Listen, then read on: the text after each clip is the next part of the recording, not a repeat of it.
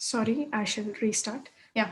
Good evening, everyone. I, Pooja Patil, gladly welcome you all to the first event of our 3-day webinar series, Spill the Beans for a Healthier Tomorrow, presented you by SIMSA on the occasion of World Food Day this month. South Indian Medical Students Association, or SIMSA, it was founded by a passionate group of medical students for greater representation of students of South India on international platforms and providing opportunities and exposure for South Indian medicals. SIMSA is recognized under the Government of India and one of the fastest growing medical students association. Today's a Q&A webinar on lifestyle nutrition. We would attempt to answer the questions asked by the participants and filtered by us from the Google response forms we received. Due to an overwhelming response and our time constraint, our guest speaker will be answering the most frequently asked questions and briefing covering all the areas of this topic. Before we begin, I'd like to tell you a few ground rules. If you have any doubts during the session, please don't hesitate to ask. You can use the YouTube live comment section to post your queries, which will be asked at the end of the session. At the end of the session, we will be posting a post-webinar and feedback form on the WhatsApp group. Please fill this form to receive the certificate, and feedback is for our evaluation. All right then, let's begin.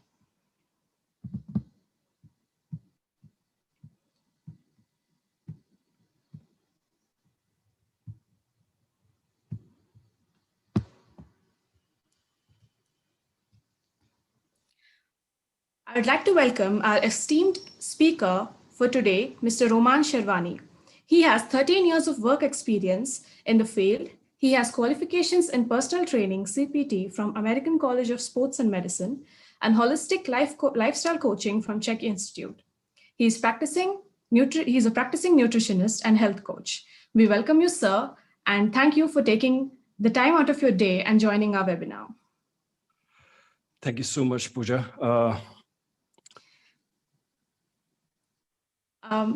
In today's modern era, a sedentary lifestyle and junk food and poor lifestyle choices have left us all in an extremely detrimental state. So why is it that we are more sedentary now than we were just 50 years ago? The main contributing factor to our sedentary lifestyle is technology. Technology has brought about more inactive modes of transit, causing an increase in sedentary desk jobs. According to WHO, 2.8 million people die of obesity-related disorders every year, and 1 million cases of anorexia is diagnosed every year in India. Many preventable diseases are now proving to be a fatal one, and one of the biggest contributing factors is our unhealthy diet and lifestyle choices. So how do we fix it? With so many options available, what to eat has become one of the most frequently asked questions. It is important that we know what is best for us.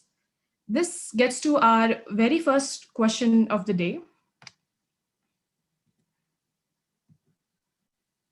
So, Roman, usually when we try to seek any kind of expertise from internet, the healthy enthusiasts, the health enthusiasts talk about counting calories, be it micronutrients or macronutrients. So my question here is how to keep track of what we eat and what is the first step towards a healthy lifestyle?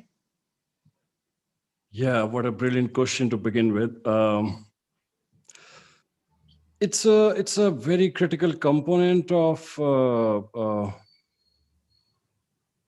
really understanding what is right in nutrition. If we don't know what we are eating, then it's hardly ever possible to really tweak or fix anything that's not working. So food logging or food tracking or nutrition tracking, whatever we may call it with different terms and names, is a very powerful tool that in some time of being used, like few weeks, maybe a few months for some people, starts making a very, very strong impression of the foods that have been working or not. I mean, it's not really supposed to be a very complicated process to, if one person wants to track what they're eating and how they're feeling, how the food's working or not working for them. But there are simple modalities, such as you just use a pen and paper. like really analog, really simple, really basic. Everybody has access to it. No technology required, no challenges in any way at all, really. Uh, a lot of people can just do simply pictures taken in their mobile phones. Most of us today use smartphones or phones with cameras, and the picture taken from your phones can actually be quite sufficient as a food log. Also, in long term, you can just scroll back in your picture library and see what food you ate which day, and you can really also make a second effort to note down or make notes specifically around those pictures, that this is how I felt, this is how I felt before or after eating specifically. Because a lot of people don't understand what really happens when they eat. A lot of people, and especially it's one of the area for me to work with on, in terms of when I'm working with clients, I try to help them grow awareness around food in other respects than what I'm eating. How you feel before you eat, how you feel after you eat, how you feel during you eat is one of the big components of what food will do in the body. Self narrative, the stories we tell ourselves, the voices in our heads, um, are sometimes crucial component of how the nutrition will affect the body, how the nutrition will actually add to your system or take away from your system. But yeah, I think the simple as logging it with a pen and paper, or taking pictures, or making voice notes, anything that really works for you can be one of the very powerful system of tracking. And then there are very simple guidelines available for understanding the portion sizes and the macros or the micros. They're very simply available on internet for most of the people.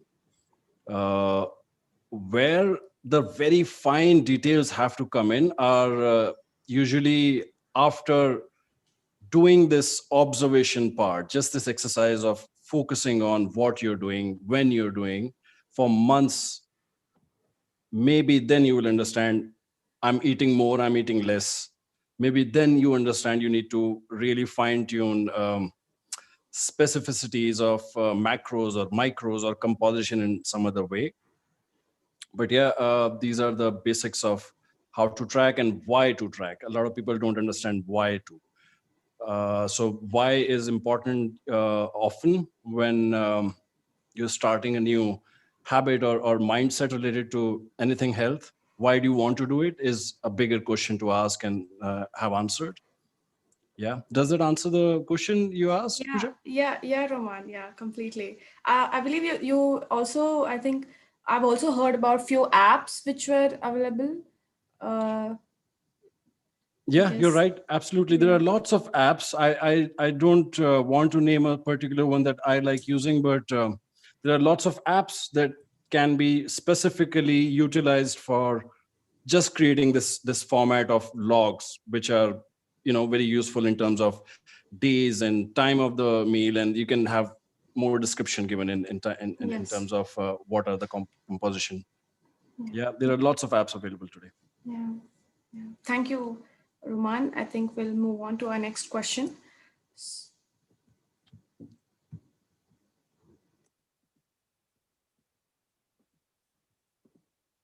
So, next question here is,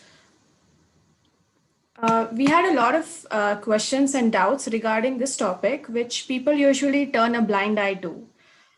The question here is how to gain weight when you're an ectomorph or a person with high BMR or metabolism, or what we call skinny in layman terms. Yeah, wow. I'm really happy these questions are coming up. They are really critical for really understanding the technicalities for who should seek a professional advice or who should be more proactive in terms of in-depth investigating what's going on really in the system, in their own bodies. Um, the high metabolic rate is not usually a problem, but there are a lot of people I know. I deal with this issue in work, that people want to gain weight, and when they want to gain weight, they are not clear about what are they really looking for. I'm very sure they're not looking for gaining fat. That's not necessarily one of the good ways of gaining weight. So many people are looking for gaining muscle mass, hopefully, or growing some more of the lean muscle mass in their body. And that will correlate to gaining weight, but they may not see a lot of size increase. Like fat can look bigger in size, but muscle mass doesn't look so big. So gaining weight is not accurate question here, but a lot of people who are skinny or who are really in layman's language, skinny is a good term to understand. They may be looking for more strength, more athletic performance, more muscle mass, more just hypertrophy in muscle mass, not necessarily fat tissue gain. uh, I think where they should start is really figuring out if they are struggling with some sort of underlying hormonal stressors. Like there could be hormonal imbalances that can create this high metabolic rate in the system. A good example is a condition called hyperthyroidism, which basically just really pushes your cells to burn more calories. In simple language, it's more complicated than that, obviously, but I'm trying to simplify this for the audiences. But when you have a condition as hyperthyroidism, then the problem is more complex than just increasing your calorie intake. It's sometimes driven from autoimmunity of the body. It's driven from deficiencies of micronutrition. It's driven from the stress that we hold in your, like, psychological stress is one of the big components why metabolism will rise also. So there is a component, and Ayurveda speaks about it in a way that there is a component of metabolizing emotional body, the emotionality of human experience, thoughts. So there are people who have very high active brains, and that is actually correlated to calorie burn also. So a very unconventional method that I've tried, and it has worked with some very ectomorph cases or very hyper metabolic cases, is practicing some sort of calming ritual for the day. Like you take this specific time out of the day, which is for meditation, which is for some sort of breath work, is very useful for that. Sometimes it could be just a gentle yoga session. So really understanding uh, what is the importance of these principles, which are not very easily understood by a practitioner per se. Really understanding your unique problem is a little bit of work, which is critical component about in this whole understanding of where you fall in the spectrum of, if hormonally you're not creating the chaos or growing the chaos more and more and more. But generally, I think just focusing on increasing the calories that you are eating helps. If there are no complex hormonal conditions, underlying issues which are causing this clinical condition, then just increasing calorie intakes work. Just increasing your resting works. Just increasing your uh, little more active rest throughout the day. Like you don't have to sleep for rest only. You can have more inactive lifestyle, which is not necessarily good for everyone. But maybe if somebody is looking for gaining more muscle mass, gaining more healthy weight, less activity is definitely going to contribute to that. Sleep is a big component also, but I'm not going to go on sleep related to this question, but sleep or resting is one of the areas where people have to probably um, really investigate for themselves and figure out the solutions, I think. Yeah. Yeah. So yeah, that was really informative. I think a lot of friends of mine also suffer with this thing, where they feel like they cannot gain weight no matter what they do. So yeah, I think that was very informative. Yeah, So yeah. let's move on to the next question. So let's come to the most asked and most popular question in today's time. That is, what is your insight on different types of diet? So, on different types of diet and which are followed today, what is your perception on a balanced diet as a nutritionist? So it's a very controversial question. Again, I'm glad people are asking these questions, but it can become one of the very long answers. I'll try to keep it brief, and please interrupt me, Pooja, if I enter a rabbit hole of a answer in this. Yeah. Because there are very many ways, like really popular ways of eating, and today it's more confusing than ever. And the reason could be just the access to information is so freely available. Everybody has information available about some sort of diet fad or the other. What in my work experience over the years has worked wonders with myself, with my own personal health issues and challenges, with my family, friends, or clients, anybody that I've spoken to about this topic. I think generally the best diets are diets which have majority foods coming in from plant matter.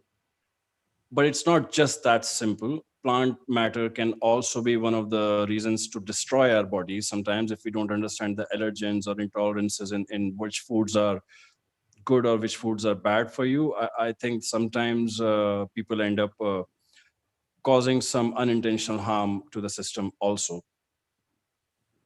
But fresh produce is a good categorization. I think freshly produced plant matter is one of the big components of healthy micronutrition. That's one of the big reasons why uh, we really want to eat plant matter or the fresh produce. Now, fresh produce can be fruits and vegetables. I find that literally one of the big crimes against humanity. Like fruits and vegetables should not be in one sentence. They are not very similar in nature. When you eat fruits, your body does very different things than when you eat vegetables. So who's really eating fruit is also one of the big complications in this, which is not very simple to just resolve in a conversation like this. But be a little more careful with fruit, but definitely overdo vegetables. The good way of looking at vegetables is all the colors are awesome. All the seasonality is a big component. Like you have to eat local seasonal fruit is a really big advice on eating vegetables. It's never going to be otherwise for anybody. It will never work if you're eating vegetables out of season or just the stuff which is not grown locally for you, just imported in your locality is not a good idea also. So seasonal vegetables, local vegetables is one of the major areas where you should focus to eat any form of diet. Now, the intricacies of ketosis or Yes. one meal a Intermittent. day, intermittent Yeah. fasting. Uh, there are I can count maybe 20 diets here for the perspective of just trivia. But the whole idea is to really focus on eating these things first, and then you can fluctuate your fat intake, which will be keto or no keto, or you can go into intermittent fasting. But when you eat, when you're not fasting, just focus on vegetables primarily, mostly. In long term, and scientific literature is quite clear on this, in long term, the longevity of a body, of a human health, depends on majority wise, you should be eating plant matter, some protein, like moderate amount of protein, and that could be supplementation or animal source protein or other formats we can touch upon in a bit. And then some amount of fat. This could be saturated or unsaturated, and then polyunsaturated. Monounsaturated falls into that category. But the whole idea of eating still resolves around this Mediterranean palate, which is scientifically shown to be a phenomenal way of eating for most of the individuals who have lived longer in great health. Okay. For short term, like really short term could be subjective to who it is, but short term means like a year or two. very high protein, very high fat, less plant matter can work wonders. It has worked wonders. That's why the fats take this type of popularity. The whole ketosis or carnivore diet is a new fad which is catching up. I personally find there is a place for all of these diets in every individual's life, but a lot of people won't feel very healthy and happy with all of them put together, or just one of them, if you want to just follow that for long term. But what really works majorly is definitely close to very I don't know if I want to say Mediterranean here, because when we are talking in Indian terms, Mediterranean Yeah. diet doesn't really happen very easily for us. But I'm just trying to highlight the vegetable and fresh produce picture, which is very, very easy to cater to in Indian subcontinent scheme. Yeah. How continental diet is majorly different from Indian diet is mainly olive or olive oil or some other fatty, really fresh fruit oils, which are just not an option for us in India. That's one of the big components which becomes one of the exotic components of continental uh, diets. Yeah. Yeah. So this is a question I have. In India, we usually cook the vegetables as, daily. We just make it sabzi every day. So that is, does that mean that's very not, not healthy in a way? So the nature of sabzi or vegetables, the Indian preparation of cooking vegetables is actually not wrong or bad in any way at all. In fact, eating vegetables is the main focus. That's what I was just explaining Yes. why. But sometimes Indian dishes or Indian way of cooking vegetables can be, sometimes they're not really good because of the temperature we are used to cooking our vegetables at. Yes. Or Yes. the overcooking is a good understanding. Overcooking of vegetables is not necessarily going to help you make vegetables better or add Yes. any specific flavoring or taste to it. So vegetables are very easily broken down in your gut if they are just steamed or sautéed. They are sufficiently digestible, or in a for a digestive system which is healthy enough, which has enough digestive enzyme support happening naturally. Cooking them slightly is quite sufficient. Uh, there is a component of Indian cooking which revolves around oils, which Yes. is very controversial. I don't want to get into very controversial speech or discussions about oils here, but I will just say watch out for the very commercialized trans fats or hydrogenized fats or orderless fats. These are really complex molecules which are not easily understood by your gut microbiome, by your cellular matrix, by your understanding of what fat should be or should happen with it.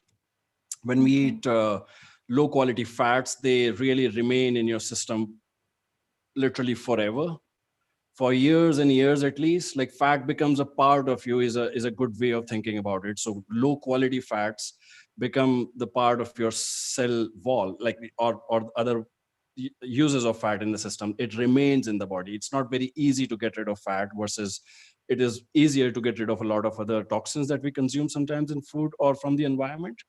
So Yes. fat is a very crucial component that we Indians should really watch out for. Go back to the old traditional fats if you're really are confused about the topic. Don't get into the whole new oils, new fats which are coming in the market, quite readily available in big bulk wholesale cases. So old oils and fats traditionally used in the country were still safer than these very, very commercial, very, very hydrogenized trans fatty acids, which are not necessarily resolving much health issues. Yes. But yeah, that's So, coming back to diets, since a lot of people feel like if they start keto diet or intermittent diet, or for obese patients, there's another diet called OMAD. So, should they, like, in case they start with it, how do they know or not know if if it's working for them, or if they should go about, go through it? So if they have a professional advising them for a specific way of eating, any format of diet, in this case, it could be keto or OMAD or a specific high fiber, high fat, low fat. All of these are just technical terms which are not necessarily applicable on every individual at the same time. It's exactly what I was trying to refer to another question earlier about this. The individuality is one of the big components of understanding what your body is looking for, what your body is going to thrive with, what your body is going to really benefit from. So the specificities of which diet is working or not is based on what your body is looking for. One, so if you have a professional guiding you through this, then they should be able to tell you, this is how you monitor, this is how you check, this is how you see if this is working or not. If it's not, then you go back to the professional and we tweak stuff. Otherwise, then obviously there is no easier way out of it. One of the few tools that people have access to is still uh, really tracking, really creating a log, really creating a system of sort of accountability of sort for yourself, with yourself, for the sake of your healthy future. So this sense of dependency on somebody out there for you is one of the big components where people struggle a lot, or end up struggling for longer durations than they have to really. So if it's working or not is based on how you are creating accountability, the habits of logging and reporting stuff. So even if you have to speak to a professional about it, you have this data available, which really gives the professional enough information to clarify the clutter and figure out the useful nuggets in conversations that you have with them. But tracking is still one of the big powerful tools that will help people figuring out. Yes. Okay. So so let's say a person wants to, from after seeing this webinar, from tomorrow starts to, start inculcating something in their life. What is their first step? If they want to take up a diet, let's say keto, if they want to take up intermittent, but they know very little about it. So what is, and they start Googling or start YouTubing videos on how to start. So that's very, and like you said, it's not, it depends on the individual of what it works for every person. So are there any tips you would like to give so that, just to start uh, as like from a professional point of view? Um, yeah, I think it's again, I'll go back to the whole creating this mindset of paying attention and really creating an intention, a strong intention to do something great for yourself. It's really intentional that you have to be present with this whole mindset that this is something that you want to do for yourself. Is this something that is answering your question? I'm No, it does. But I'm going towards more like what is the pros and cons of each diet, or that way. So I think the whole where it's harmful is only possible to figure out if you create the intention of logging stuff, first of all. Yeah. So Yeah. reporting and accountability is one of the big components. Then how you feel that this diet worked or not for you is not possible to figure out otherwise. First of all, you can't just one day figure out, oh, this is what I am going through and the diet is not working for me. That it's never that simple. So creating that intention and then tracking stuff.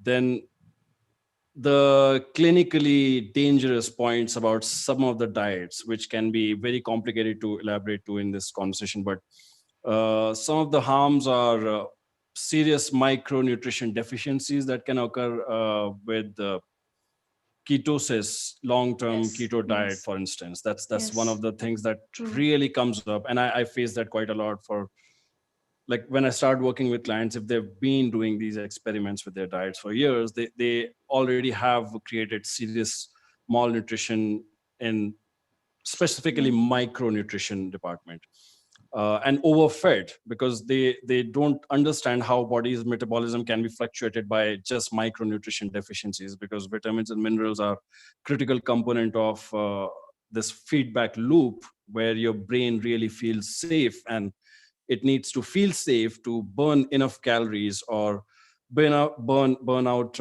enough calories, in the sense that metabolism remains in the healthy zone.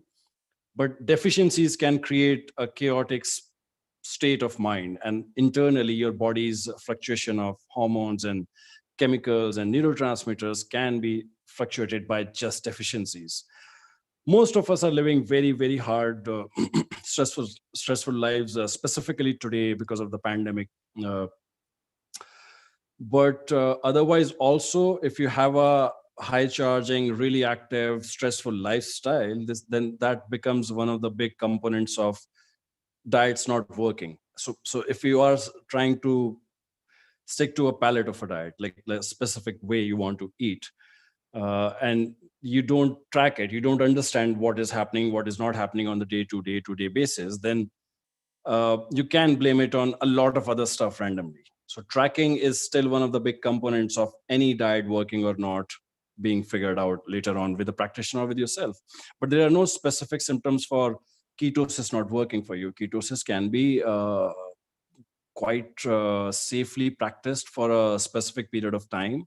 Like one of the big things that people miss about keto diets is that it is not safe for anybody to do ketosis permanently. It's not how ketosis was invented, or that's not the real right use of the tool in any diet. But in this one specifically, ketosis, because it's been really, really popular and hurting a lot of people.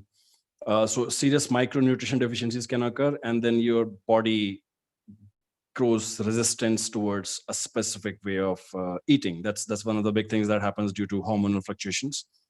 But micronutrition deficiency is one of the big problems. And one meal a day, OMAD, this diet is also one of the big problems for this reason particularly.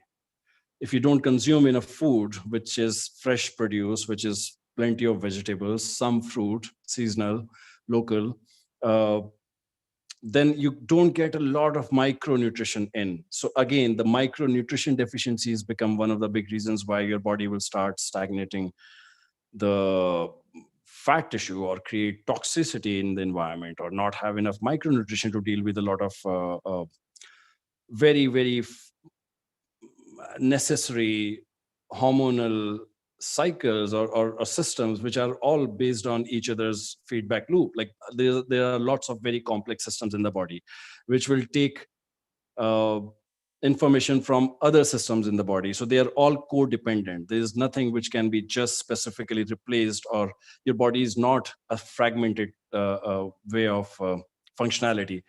It's more of a systems thinking approach when you have to look at a diet change or a diet even tweaking. You have to figure out a lot of other stuff when you are trying to tell somebody to follow a certain diet. It's not just go home and start following one meal a day, go home and Yes. just start following ketosis. That Yeah. never works, very simply. Yeah. Yeah. Yeah. Okay. So when it comes to intermittent, you know, is it safe?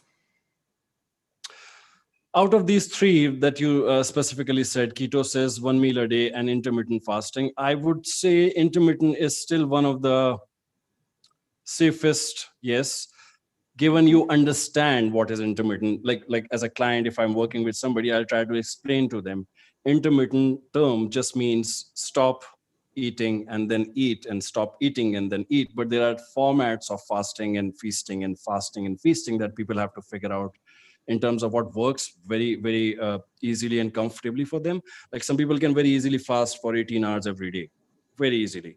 Yes. uh, it's probably not good for other people.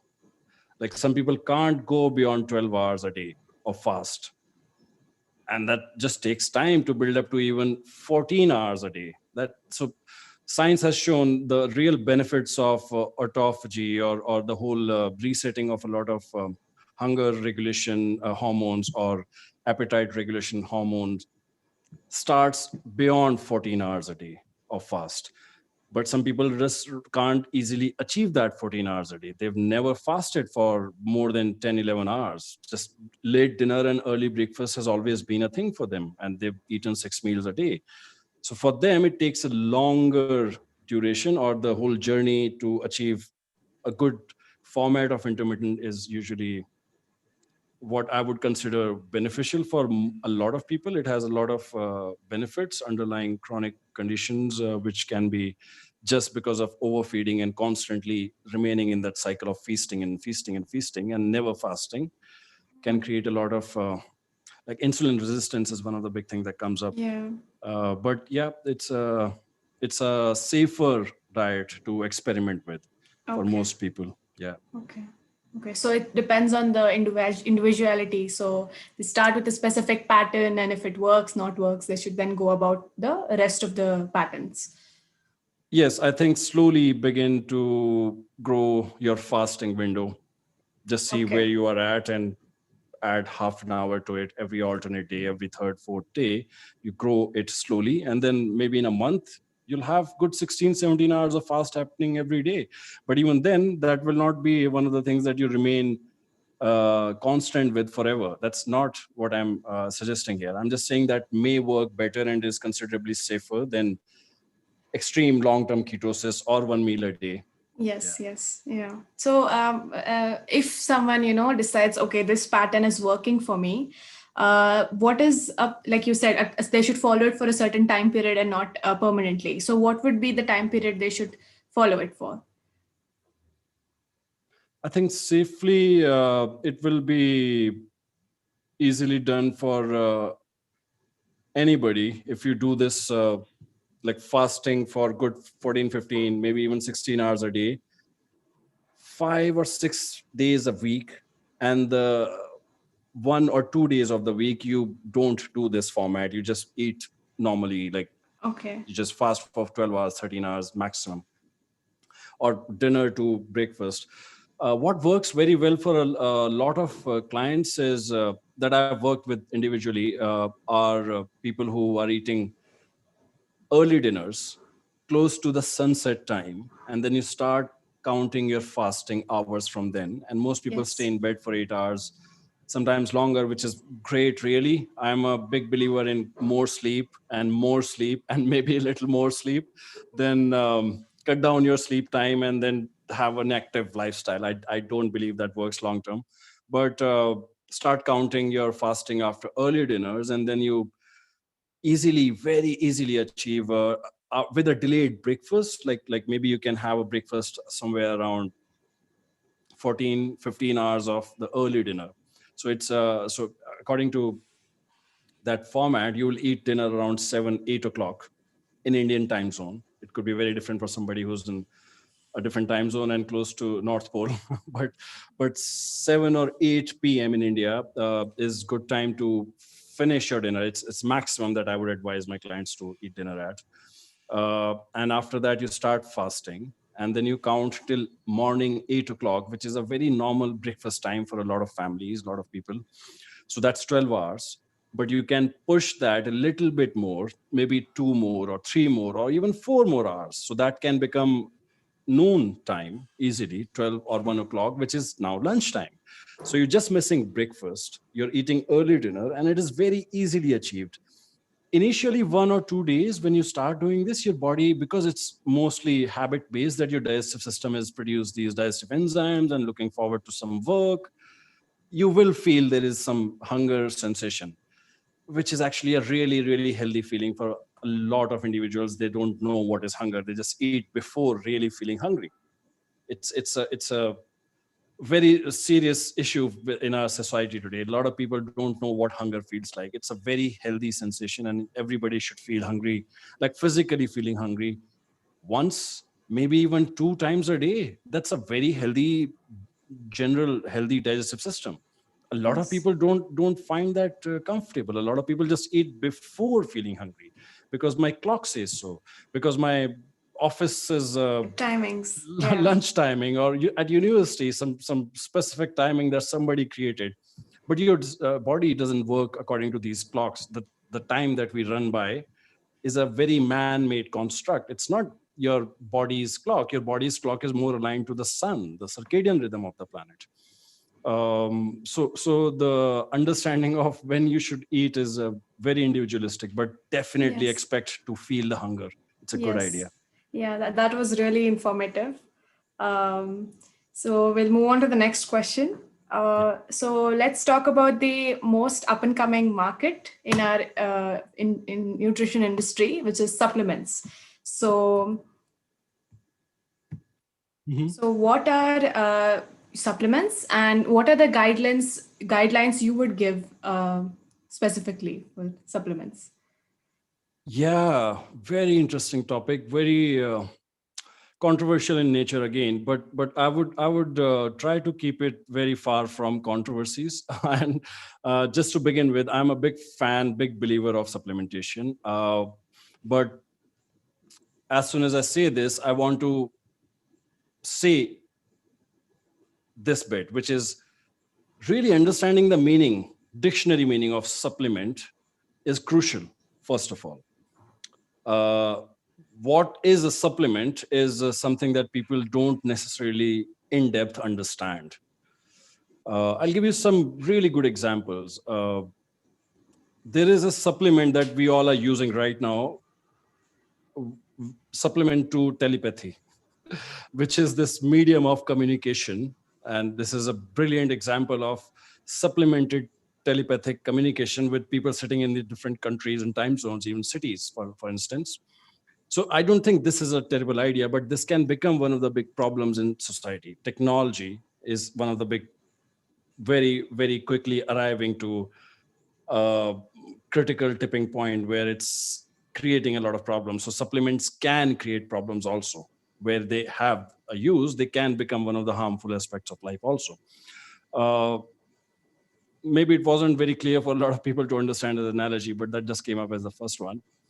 I'll give you another example. Supplementing your skin with clothing that we all use today is a critical component of life, as we know, on the planet. Like, everybody wears clothes.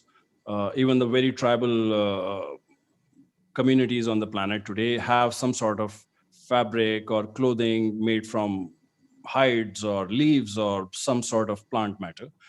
So clothing is an example of supplementation, which is supplementing your skin. But there can be some aspect of negative supplementation in this regard also. So food supplementation falls into similar category. People have to start understanding supplementation is good for some aspects. It will not fill in gaps in a bad, weak, really terrible diet. So supplementing bad diet is not going to work, never going to work for anybody. And it has a effect of illusionary imagination of, oh, I'm taking supplements of vitamin C or vitamin E or vitamin D, and they may be enough because the burger that I'm eating from McDonald's, for instance, maybe I should stay away from naming any brands, but eating fast food, for instance, can be a lifestyle that a lot of people live. But supplementing that lifestyle, that nutrition, is not going to help any which way at all. Like, whatever supplements you take are not advisable for people who don't have their basic nutrition in place, basic diet in place. So having said that, I would say some specific guidelines around supplements is definitely figure out your baseline, your existing micronutrition requirements. What are you lacking in? What is that you are required to consume more of, depending on your genetic weak links, depending on your lifestyles, depending on your goals from your health or your body's performance. Then approach supplementation with a pinch of salt. Always investigate, always figure out and find out which are the safest and best supplements to take.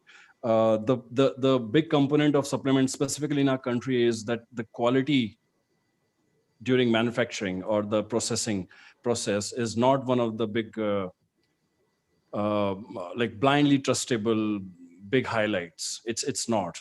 I'm sorry to say this, I'm sorry to feel this, because I live in the country myself. I struggle with this issue all the time, that the quality issue of supplementation industry is not where it can be. I'll give you some good examples. So a big area is synthesized supplements versus extracted from the real food. And the real food extracted supplements are not just the molecule vitamin C, vitamin E, or vitamin D. They are going to probably bring in more bioactive molecules, more polyphenols, more uh, interactive components in the gut to your body. Like, synthesized supplements are not going to be sufficient. They may have similar molecule composition, but synthesized isolated supplements are not ever going to work very well. And we have a lot of science on this. There's plenty of literature on this. There's nothing that is in doubtful area about this. So really, plant matter like polyphenols and other molecules, which are signaling molecules in the system, are a bigger component of supplementation when you're looking at uh, a multivitamin, for instance, or a specific vitamin C or vitamin E component of supplementation catalog.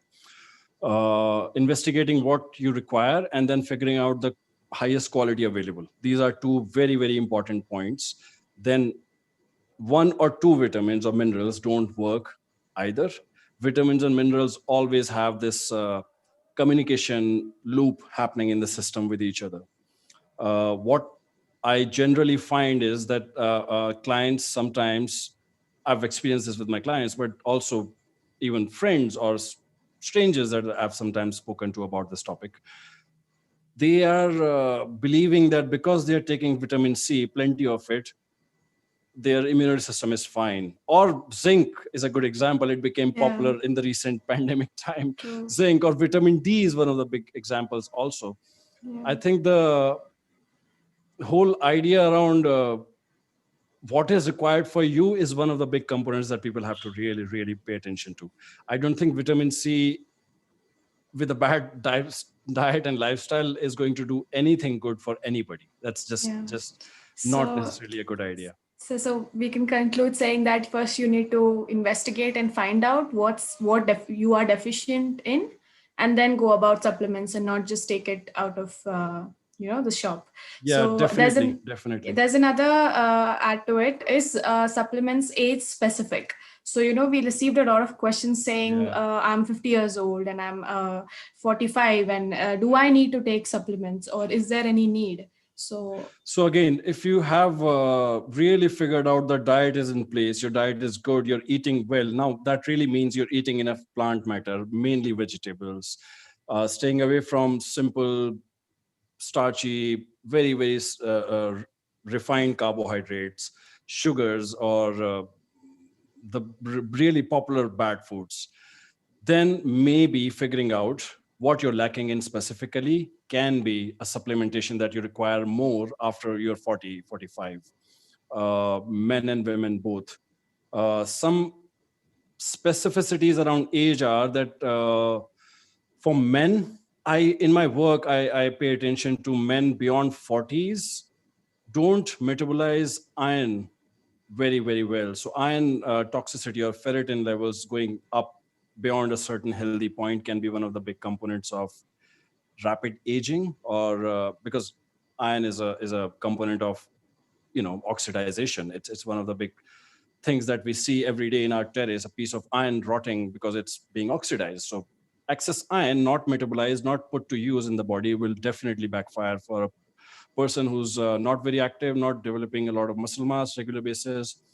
And for women, if they're not menstruating, so the monthly menstruation cycle for women to get rid of excess iron is a natural gift, I would say, in this case, for managing the iron to shoot up to a level which is toxic. But postmenopausal women can sometimes struggle with this heavy iron load of the body. And I don't want to get into the doctor's territory here, but this is something that I have observed. And when I'm working with clients, most of the clients are working with doctors. So I have had these complex Yeah. issues that I've dealt with before in a team setup. Yeah, so there was another question, and I think on the YouTube comment section saying, there's a lot of hype around whey protein and whey protein and protein shakes. And so is whey protein, is it important? Does it work? And Very good is question. synthetic Yeah. whey protein safe? And Brilliant question. Yeah. So protein supplement is a crucial component of managing protein intake in my work, specifically when I'm working with the individuals who are not very open to the idea of starting to eat non-vegetarian food. It's not necessary for everybody to live on non-vegetarian food or even have non-vegetarian food for the rest of their life if they have to sustain health. But protein is a big component of non-vegetarian food. Non-vegetarian food, of course, has other molecules also. When you eat an egg, you eat other vitamins and minerals with protein. But the whole point is other things can be substituted or supplemented with if you have the crucial protein intake managed. So supplementation is good. I personally try to not advise a lot of whey protein specifically today because we have other sources of extracted isolated protein from food sources. A good example is plant-based protein supplements. So there are some companies in our country today who are doing this, but globally, I think it's one of the big shifts in the industry. People are not necessarily going to destroy themselves instantly if they consume whey protein, but whey protein is very inflammatory in nature because of the processing of extracting protein from the milk. A lot of these plants or a lot of these factories, processing plants, use this old method of uh, heat drying the whey molecule, which is actually extracted from milk. But during that process of heat drying, it gets denatured. Protein is very, very subjected to how like it's very sensitive towards temperature and oxidization. Like a good example is when you break an egg on a hot pan, it instantly solidifies. So heat is one of the big components of denaturing protein. So whey protein spray dried with heat is a toxic process. There is a lot of talk in the industry, globally at least, around cold processed whey protein, which is one of the new, I think, catch phrases. I don't think it's necessarily that great in nature, but it can be probably slightly better if it was truly cold processed. But the components of allergies and intolerances that crop up due to milk in people is one of the big components, where whey or the other milk protein is casein, which is also very popular in the industry. They both are not very safe for allergies or intolerances in people who have milk allergies. Casein is one of the big components of rapidly growing tumor in the bodies. This is controversial topic that there are a lot of industry doesn't want to wake up to, but recent studies have shown specifically casein protein is one of the most toxic proteins that humans can consume. The studies are based on animals, of Yeah. course, but the consumption of casein in humans is one of the big supplement of protein. But plant-based protein supplements are usually safer. I Okay. don't recommend whey Wait. protein to a lot of Okay. people. Yeah. Okay. So yeah. So moving on to the next question. Thank you, Roman, for that. A lot of trend is going around veganism. So it's become a trend these days, and everyone wants to it's become vegan. So choice, the first part of the question is, and as human beings, is meat or non-veg a very important part of our diet, and how sustainable is vegan lifestyle without that meat? So what are your thoughts on this? Yeah. Again, brilliant questions. They stir up some controversy. I think personally, veganism is a beautiful philosophy for, especially for the perspective of caring for the animals and other life forms on the planet. And ethical veganism for me is been one of the struggles in work, in a way that I feel for the issue myself.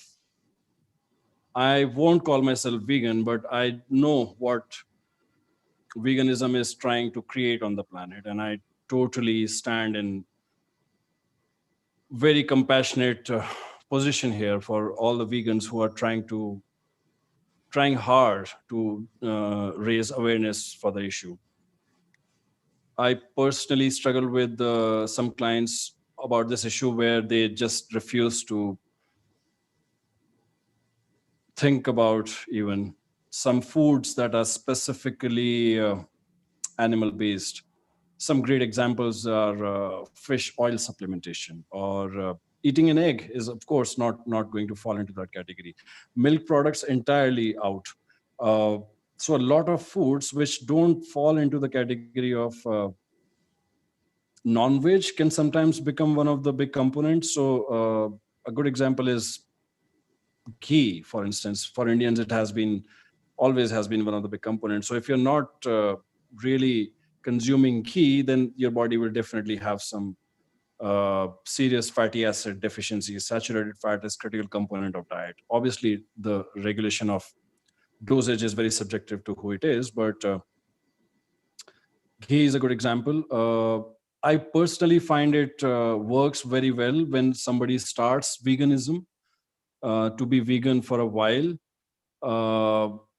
because they probably have given up on a lot of foods which were creating inflammation. Like if they were eating some sort of fast foods or a lot of allergy or intolerance creating foods in the system, then veganism can for a while be very, very easily seen as a very healthy perspective of eating.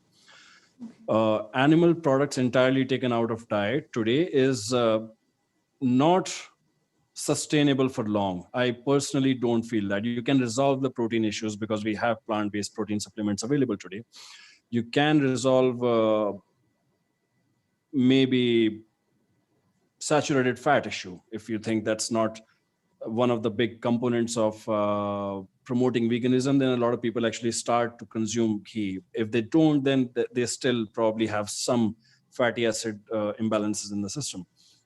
But your body also has a beautiful mechanism of generating its own saturated fat. That's one of the big reasons why eating saturated fat sometimes works for getting rid of saturated fat in the body. But obviously, you have to figure out how much to eat and when to eat, combine it with which type of foods. But veganism, entirely strict veganism, where you don't consume ghee, you don't consume anything animal product, is not sustainable for health perspectives. So the belief system or spirituality aspect of it, I totally align with. I personally don't feel it is sustainable for the health of individuals. But yeah, it's a very difficult one for a lot of people who are trying to do some good for the planet, but it's just at the cost Yeah. of your own self, your own health, which I see as the biggest abuse for one of the most intelligent, evolved animals on the planet. So it's a very controversial topic. I don't want to talk too much about it, but my perspective is that we as strong humans can do awesome work for the planet and save it from destruction in many, many, many different ways. Yes.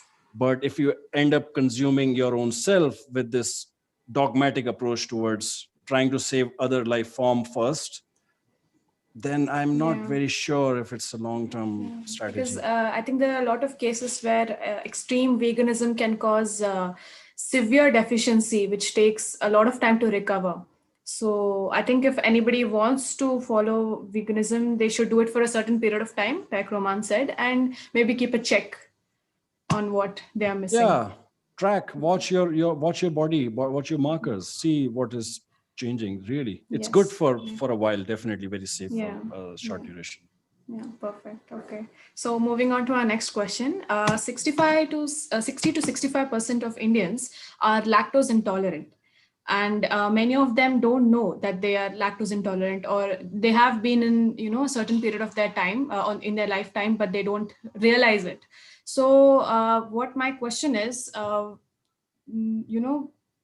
majority of us don't realize it often and take proper measures. So but many plant-based milk industry is growing. So what are your thoughts on how to deal with lactose intolerance, and what are the advantages of plant-based dairy over the normal dairy milk, disadvantages over dairy milk? Yeah, brilliant question again. I'll try to keep it short. Milk is a interesting food. It's not naturally designed for human consumption in a conventional way. The dairy farming industry, the buffalo cow milk, camel milk, horse milk, goat milk, all of these milks are available in the market conventionally. Milk is useful for an infant. Milk is basically protein, fats, and some micronutrition put together, suspended in liquid. That's a good definition of milk. And today, because of the plant milk industry aggressively coming up, it is one of the components that is actually going to give big competition to the conventional milk, animal milk industry, which is again one of the big issues in work with. For me, a lot of people are dependent on it, but they don't know it's hurting their bodies. So they are either lactose intolerant or they are also casein intolerant. Casein is one of the big components that I deal with quite a lot in work, because the casein allergies are not similar to lactose. Lactose is very easily picked up because your digestive system goes completely in a chaos. You can't digest it very well. The cramps and the bloating and the pains in the digestive system are very evident for most people. So they know milk caused that. Or upset stomach in some cases is one of the big, really strong reactions.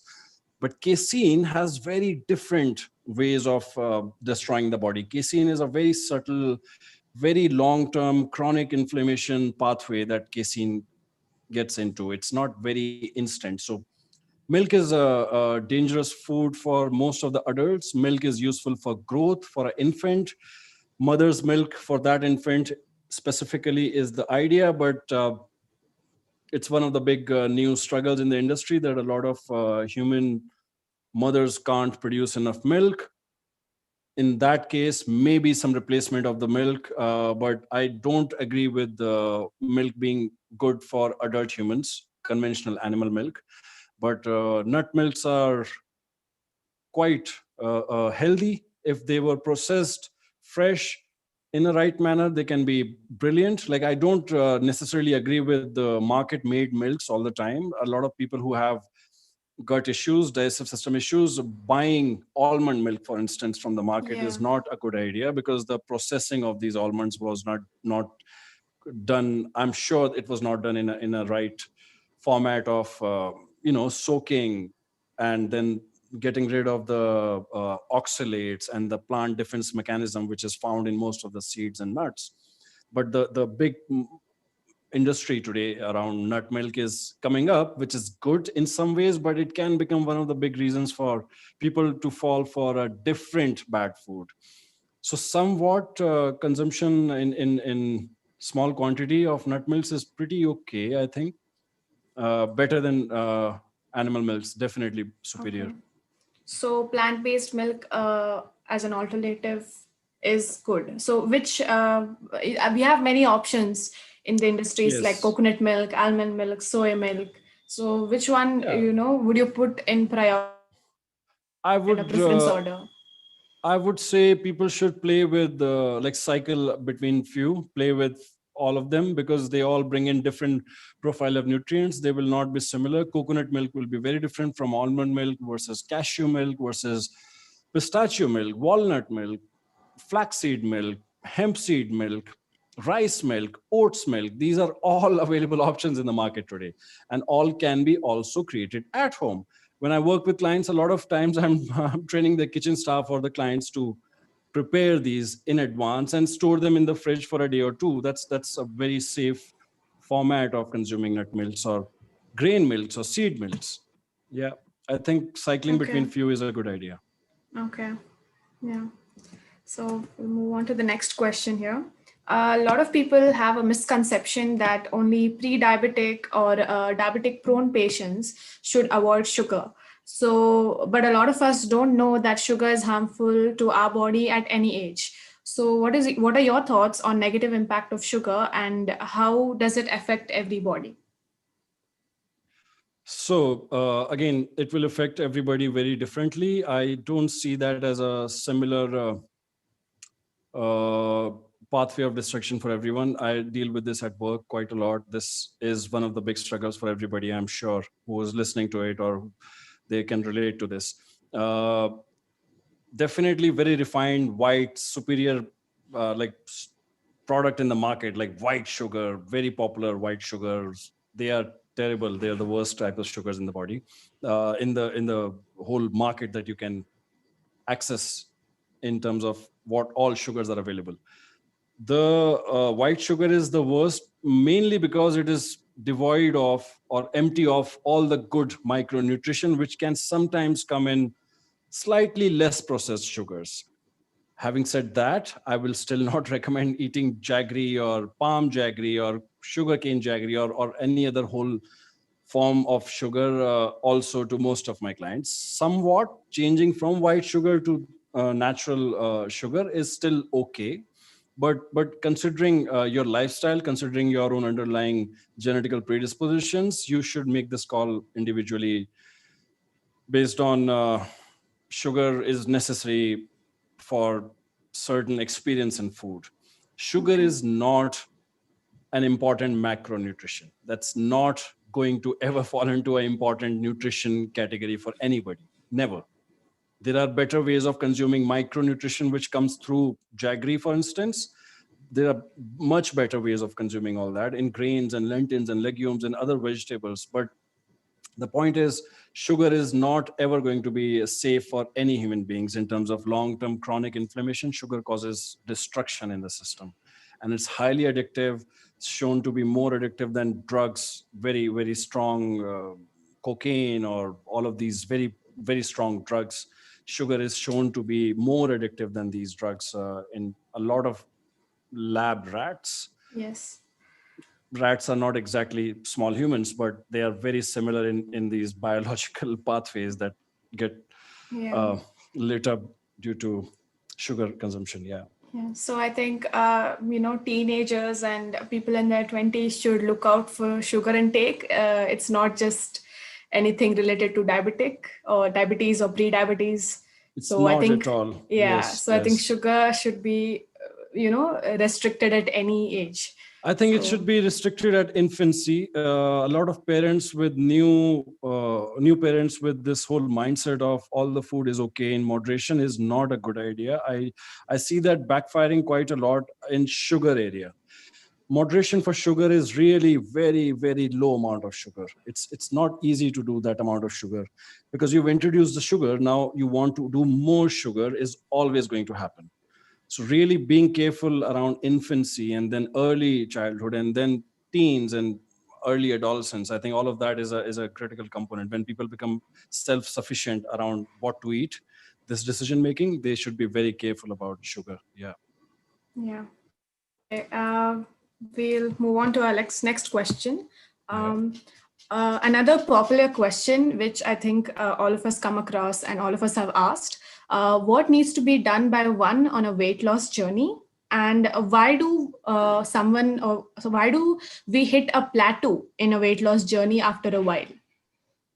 And how does, if anybody is overweight and wants to lose weight or undergo weight loss, how do they eat mindfully and feel full at the same time? That's the question. Yeah, brilliant question. I think the big struggle I find is related to not eating sufficient. Can be one of the big reasons of weight loss journey.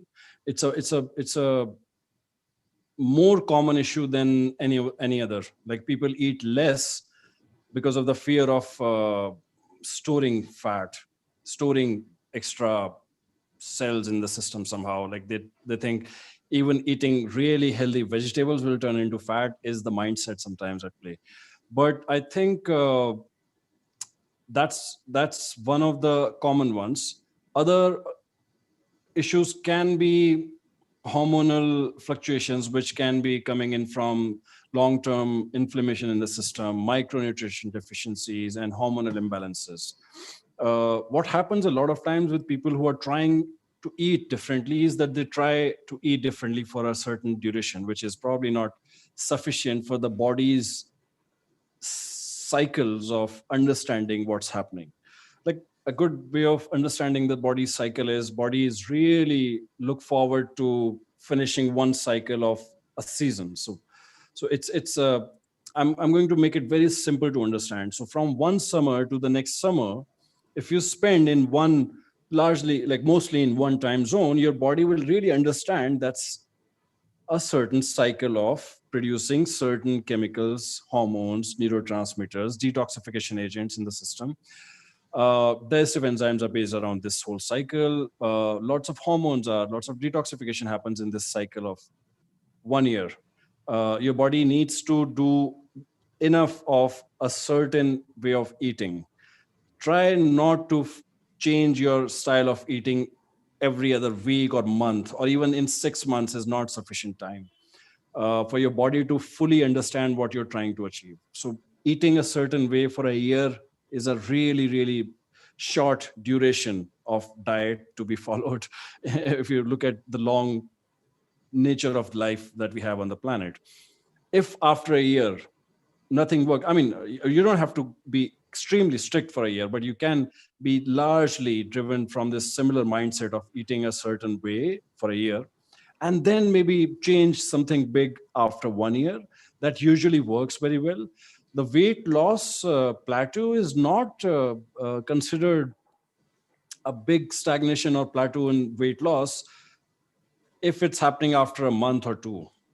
I mean, it could be very subjective to people who have maybe 50 kilos to lose versus somebody who only has 5 kilos to lose. So some people don't understand the real technicality around what is a weight loss plateau. I mean, in terms of hitting a plateau, it's not very simple for everyone. Hormonally unique bioindividuality goes in quite a lot, but eating a certain way for long duration plays a big role.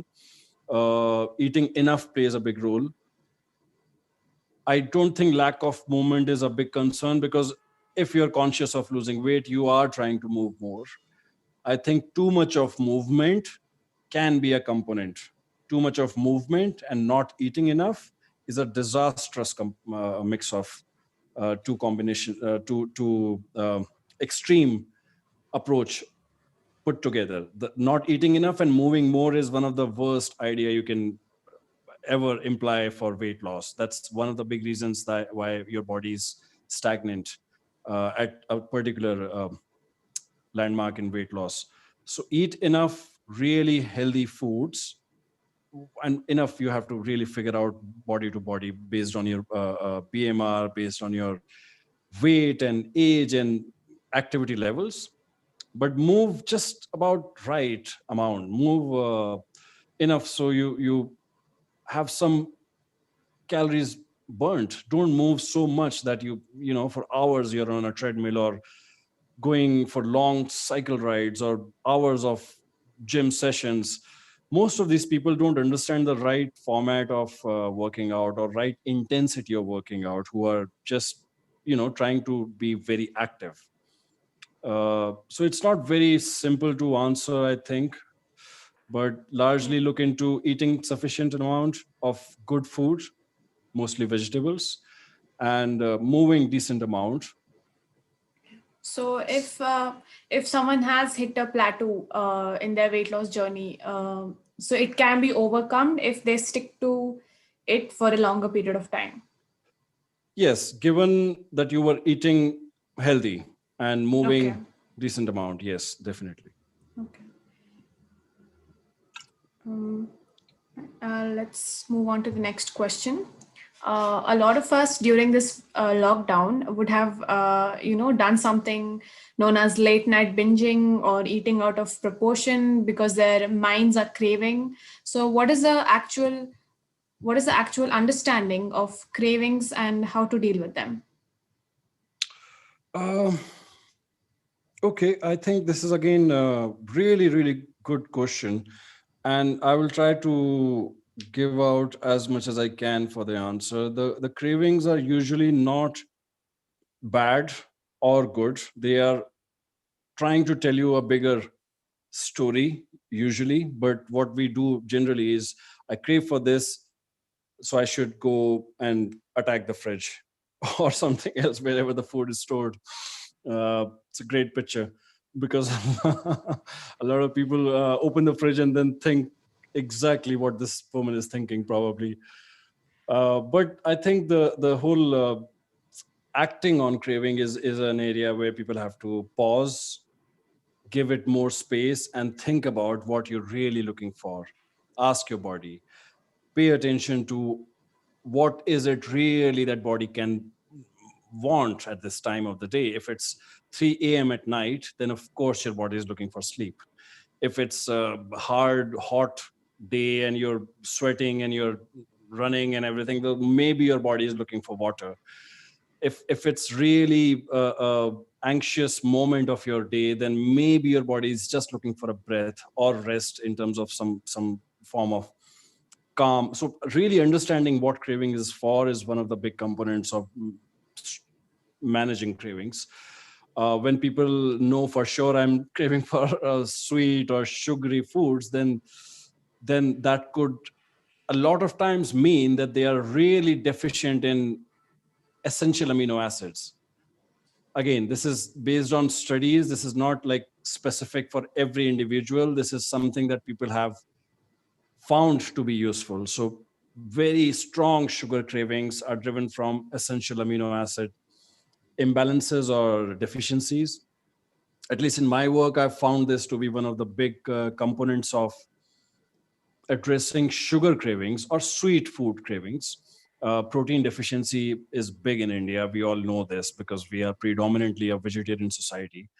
So protein deficiency, or specifically essential amino acid based deficiency, is one of the big components of sugar cravings. Fried foods are very strongly connected to fatty acid deficiencies. Like really essential fatty acid is one of the big components of your cellular matrix, your body's ability to synthesize a lot of hormones or to absorb and make use of a lot of fat soluble vitamins. So fatty acid deficiency can be sometimes specifically craving for fatty food, fry food, like samosa or chole bature is a good example for that. uh, but one big thing around craving that I find salty or savory food craving is driven from a lot of stressed lifestyles. Like mental stress levels could really deplete a lot of mineral system in the body, and craving for minerals is one of the big components that people, like consciously humans, decipher as salty food. So the specificities of it is more complex than just this conversation can resolve. But salty food cravings are largely driven from very stressed out, not sleeping very well, and dehydrated, chronically dehydrated human beings.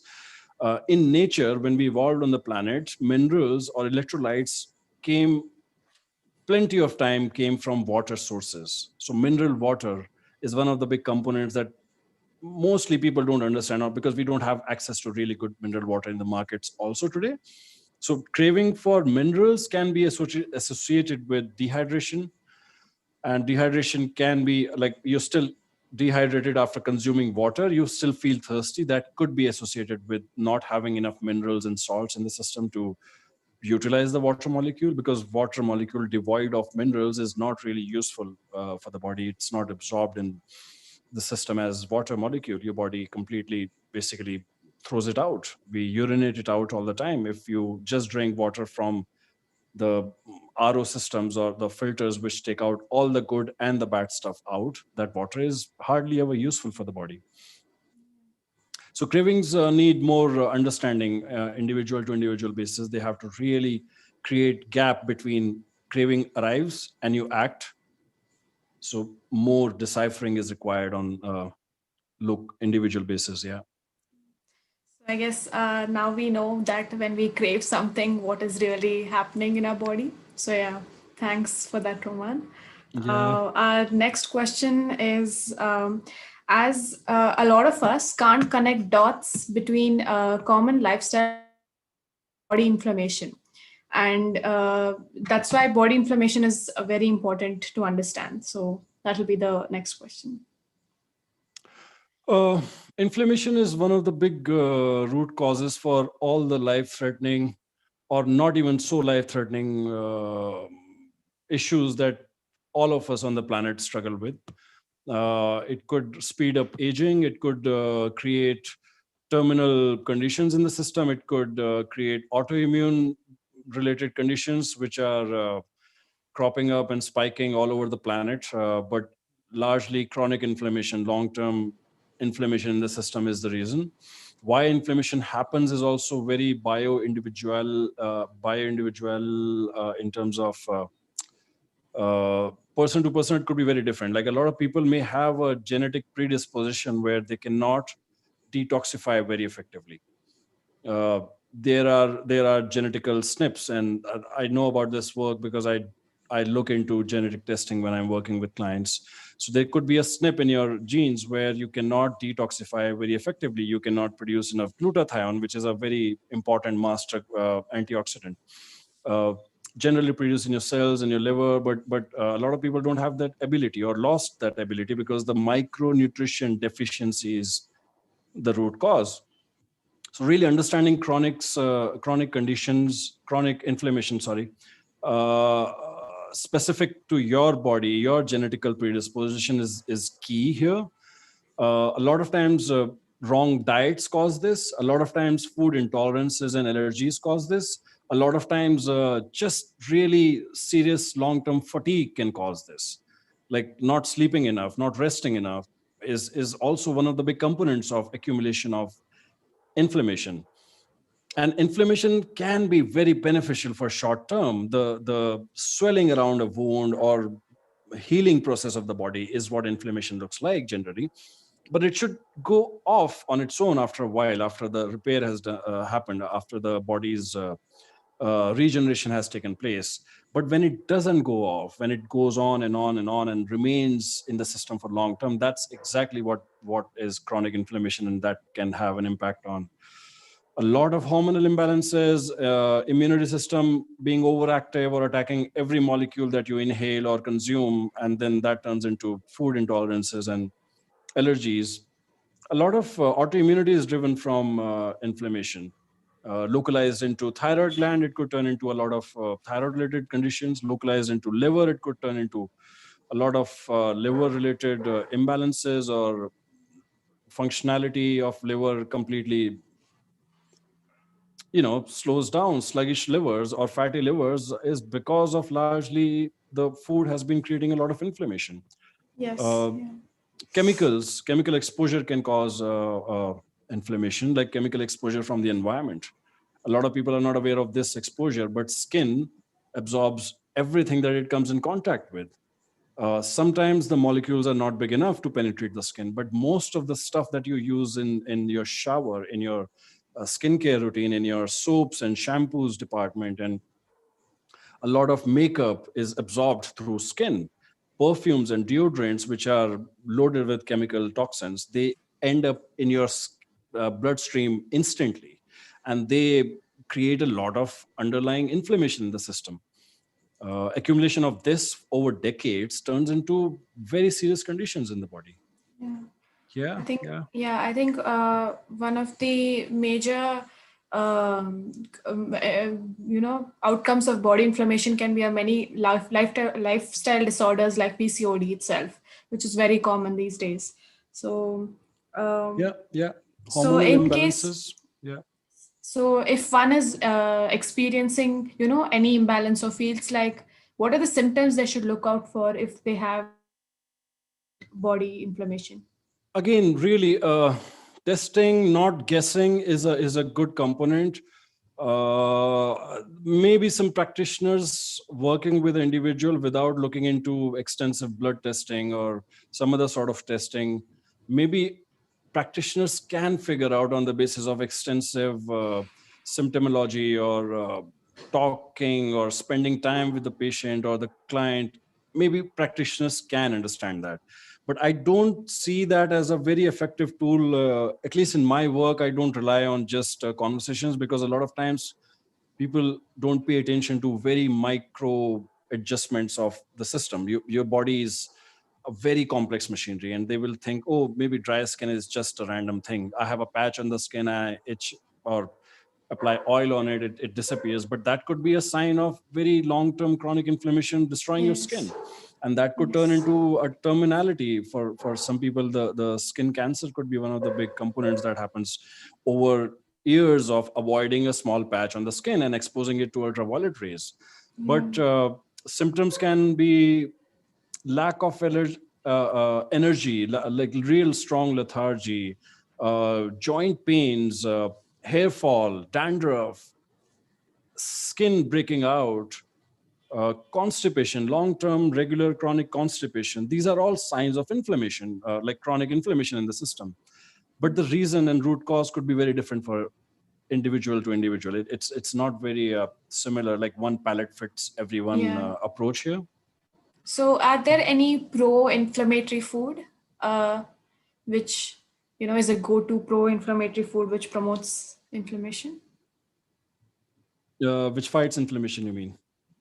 No, as in which increases in inflammation. Oh, yes. I think lots of foods that I personally find on that list are mostly very popular foods, but I may name some which are slightly controversial, but I will give you a list. I think the big one is this white foods: white milk, white sugar, white bread, white flour, or like refined maida flour.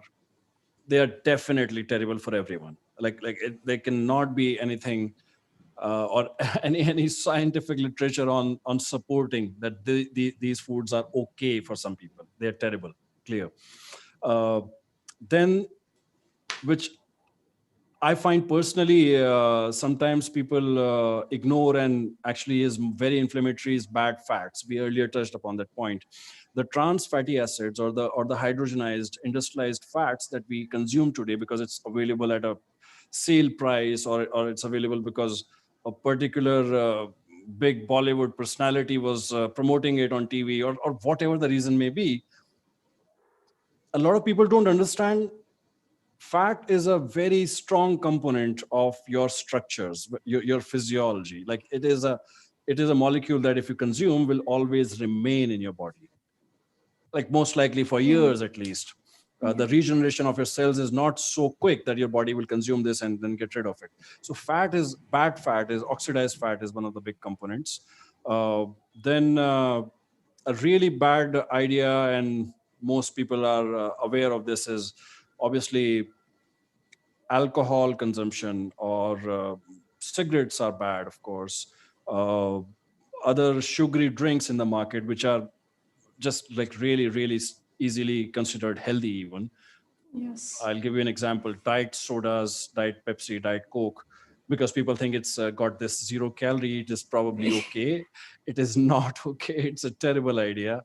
Then there could be very specific hidden foods which are not maybe easy to name right now in this thread of conversation for me, but really, really looking out for very processed, very denatured foods is a idea for everybody they should focus on. Eat whole foods, eat foods in their real, holistic, natural format. That's usually the safest way of dealing with inflammation. Okay, so we'll move on to the next question. This question is a very simple and I think a largely underestimated topic. So what is the importance of sleep and water? Okay, let's talk about water first. I can definitely speak about sleep for hours, but water is simple and easy to understand with simple analogies. Your body is majorly water in weight.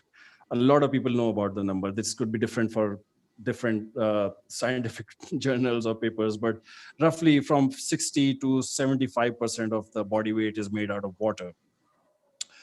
Not having enough water in the system can actually impact 60 to 70% of your body in existence. Now that basically looks like chronic dehydration, long-term dehydration can cause all sorts of, or add to existing conditions, which range from blood pressure fluctuations, having migraines, having bad digestive system. Like really constipation is a big thing that comes up with dehydration. Then a lot of times stiffness in the body is dehydration. When you consume water, water mainly goes into blood and the tissue. So stiff tissue is actually just dried, dehydrated tissue. So stiffness, stiff joints sometimes is related to dehydration. A lot of people may not feel that, but a lot of people will if they do a lot of work in terms of physical exertion work. It could be a sportsman, it could be a very active human being. But if you sweat out all the water, instantly it turns into cramps if you're an active person. A lot of people who are active don't have that habit in place for long term, but a lot of people who are not very active, they may not feel that because they're not using their muscles. So stiff muscles, stiff joints can be a sign of chronic dehydration. Then obviously it's connected. If blood pressure fluctuation is connected to dehydration, it could be one of the big components of overall cardio related complications in the system. But I can count a long list of things which happen due to dehydration. Immunity system gets impacted, your cognition gets impacted, your like it's irrelevant right now in terms of counting list, because I think what people miss is how much water is enough and when to have water, when not to have water. They are the intricacies of this whole conversation around water, and a lot of people don't pay attention to the quality of the water.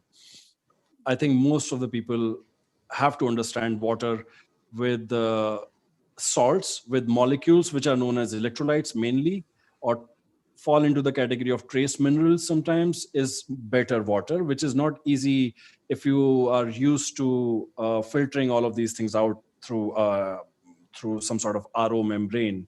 Reverse osmosis is a very, very genius strategy to clean water, but it also takes out a lot of good stuff from the water.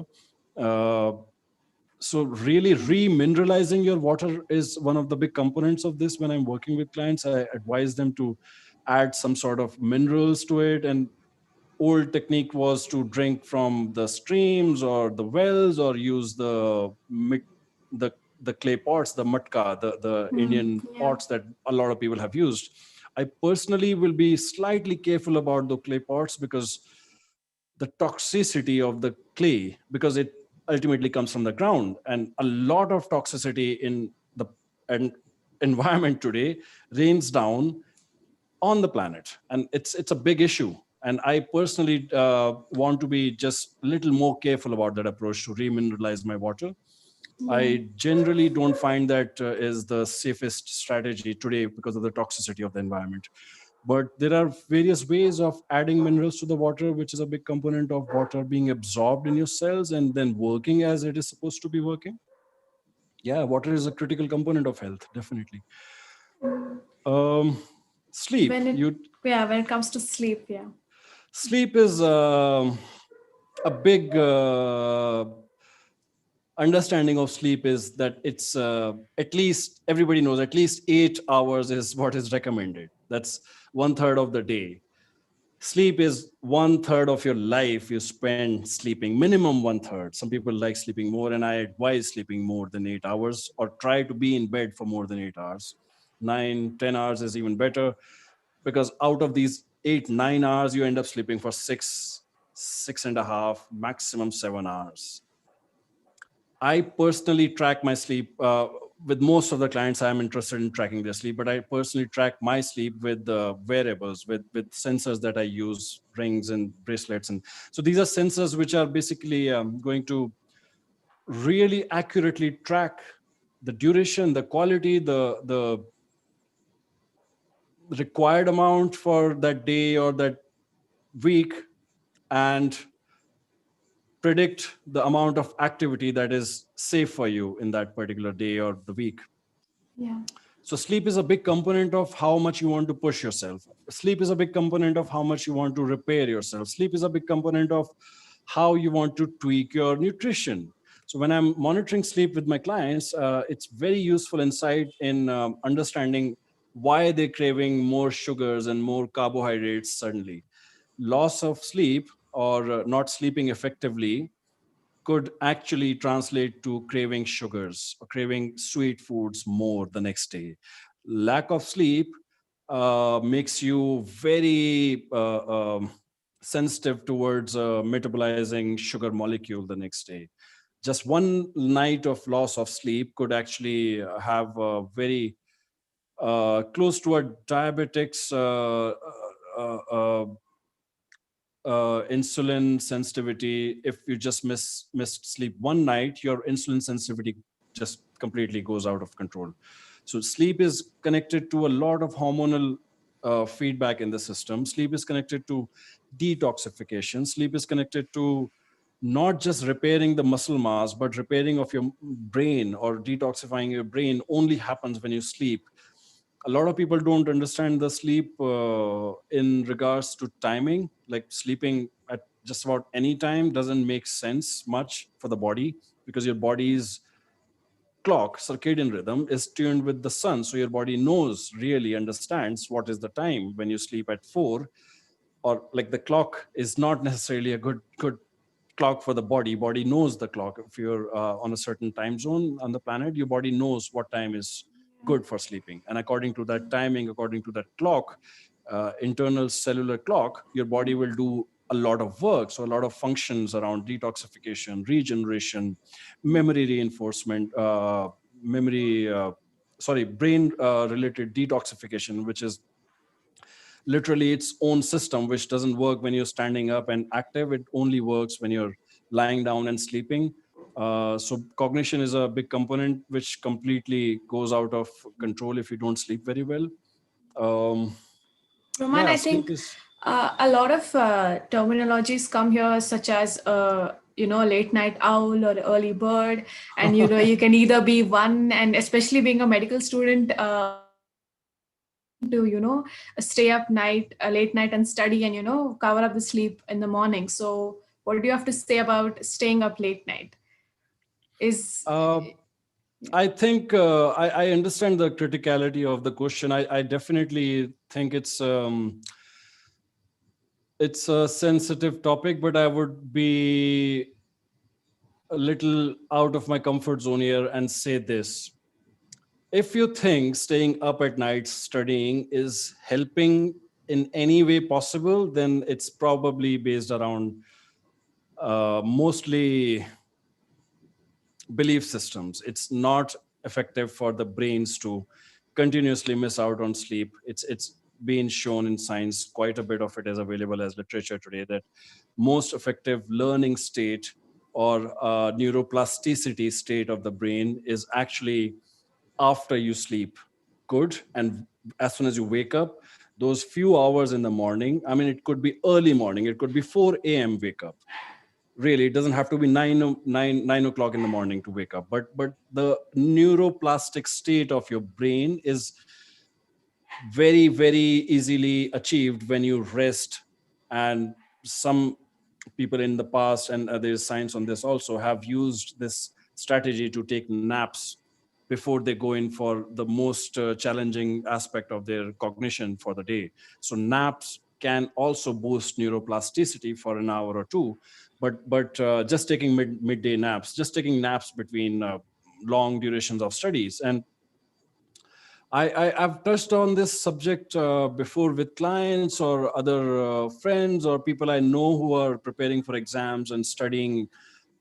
It's just what has to be understood and accepted. I agree. The nighttime is more peaceful and it's less Yeah, no, distraction, and you get. yeah, especially in medical, and I think even a lot of workplaces, they say if you're comfortable and if you can focus more at night, it's okay to be an late night owl and study.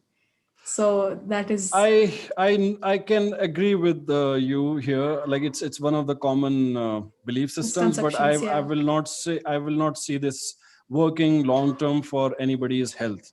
I Okay. feel very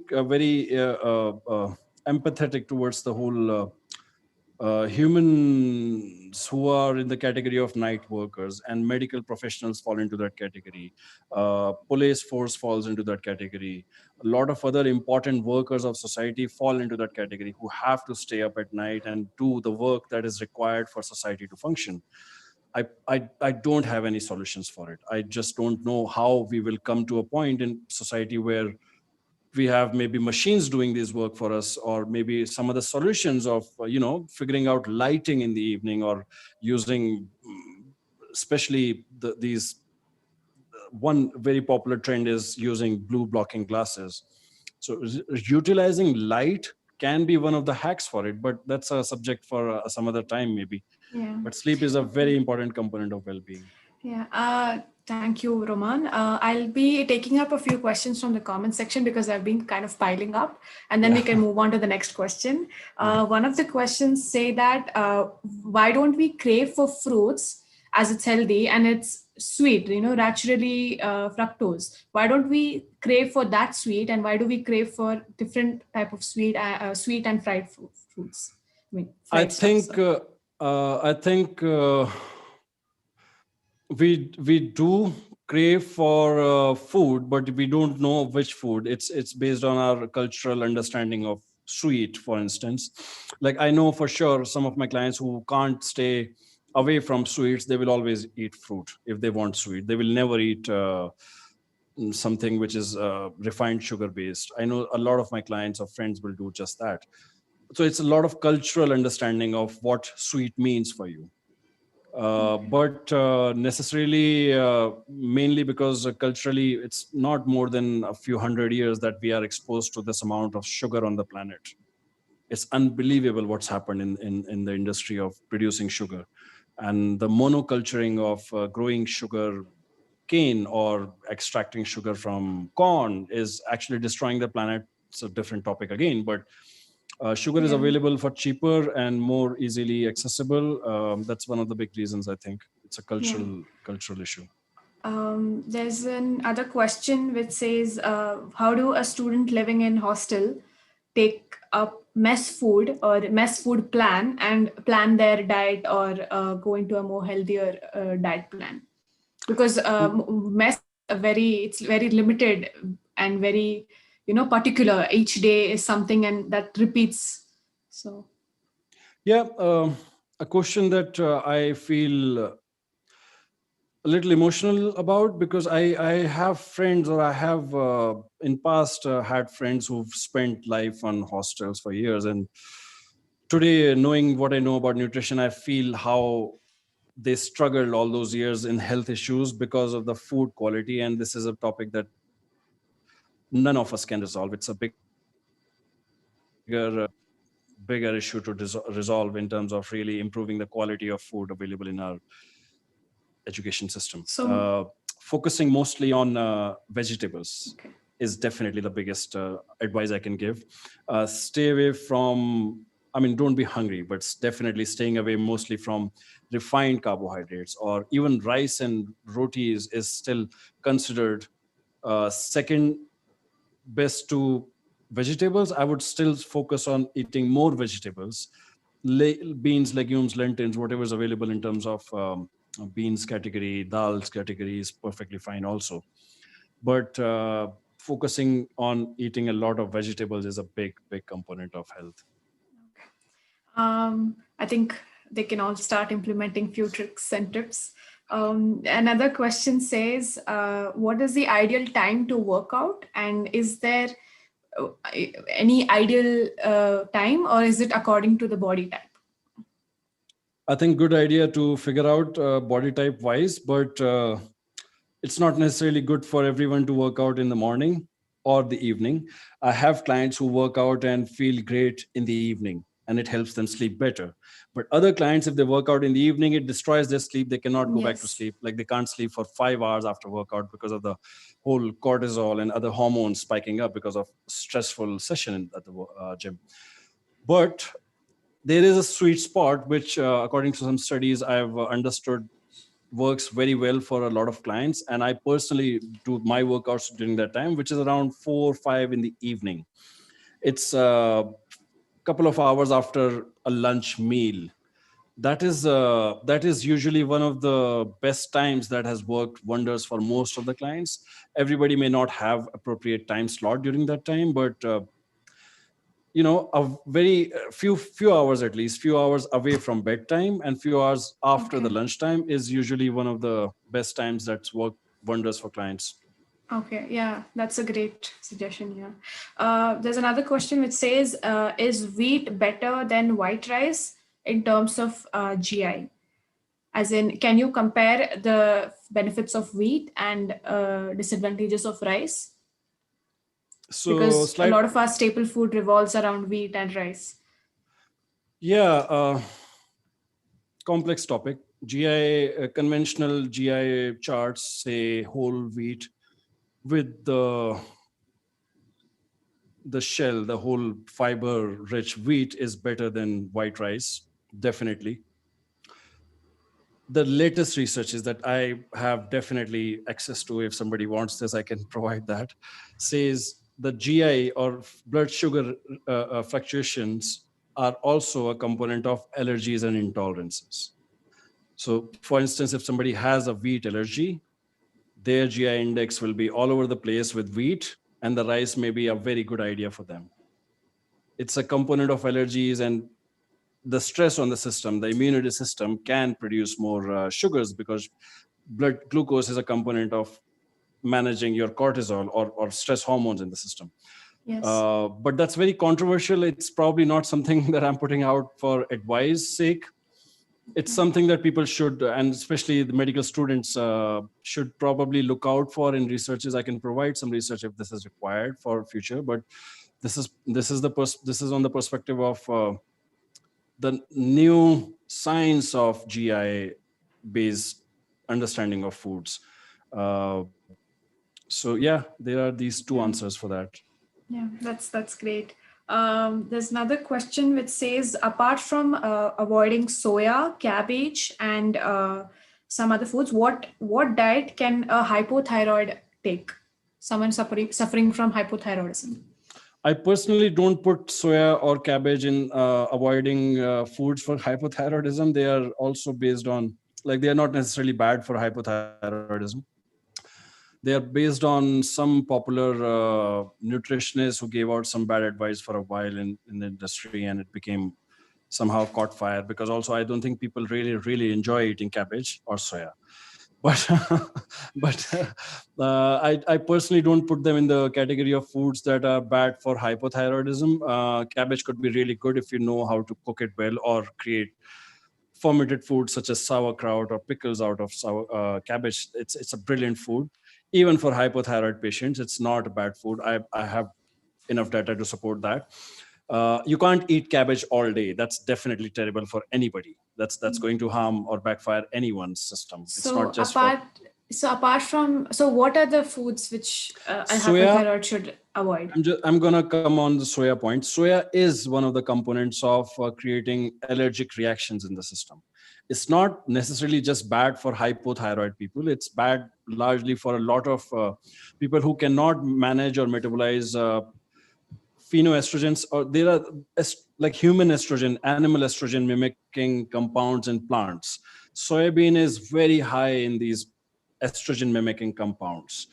That's one of the big components why soya is bad. Soybean in the conventional sense, like the tofu or the soy chunks or the beans, which are generally available in the market. There is a way of eating soybean which is not like largely Asian, but specifically very Japanese and Korean. So fermenting soybeans is actually one of the ways they figured out is one of the easier ways of eating soybean.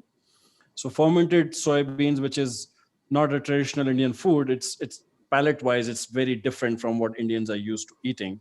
But fermented soybean is safer and actually considered one of the really healthy foods in the category of superfoods. What's bad for specifically hypothyroidism? I think stress is bad. Psychological, body, physiological stress. Lack of sleep is bad. Dehydration is bad. Imbalances in your micronutrition advice is bad. Toxicity of the body is bad. Thyroid gland, for instance, requires very specific minerals to be consumed to work functionally. So really understanding what you're lacking in and then addressing those micronutrition Yeah. requirements is a approach for hypothyroidism. Yeah, yeah, I think that's a brilliant answer. There's another question which says green tea or apple cider vinegar. This is something which is going on, I think, is like a trend, or which helps. They say it helps in weight loss. So, is this a myth, or should one go about taking green tea or apple cider vinegar? Green tea has some very powerful plant compounds fall into the category of polyphenols. The green foods generally have that, but green teas can definitely have some compounds which can speed up the metabolism a bit, given everything else was all right in the system. Like if you have fluctuating hormones and micro deficiencies and stuff, then obviously green tea is not going to fix everything.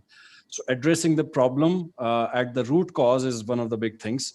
But green tea is definitely going to destroy sleep at night. So if you're drinking green tea, avoid having green tea few hours before bedtime. I would say after 4 5 p.m. green tea is definitely going to impact sleep, given it was green tea, caffeinated green tea. I'm talking about a caffeine molecule specifically.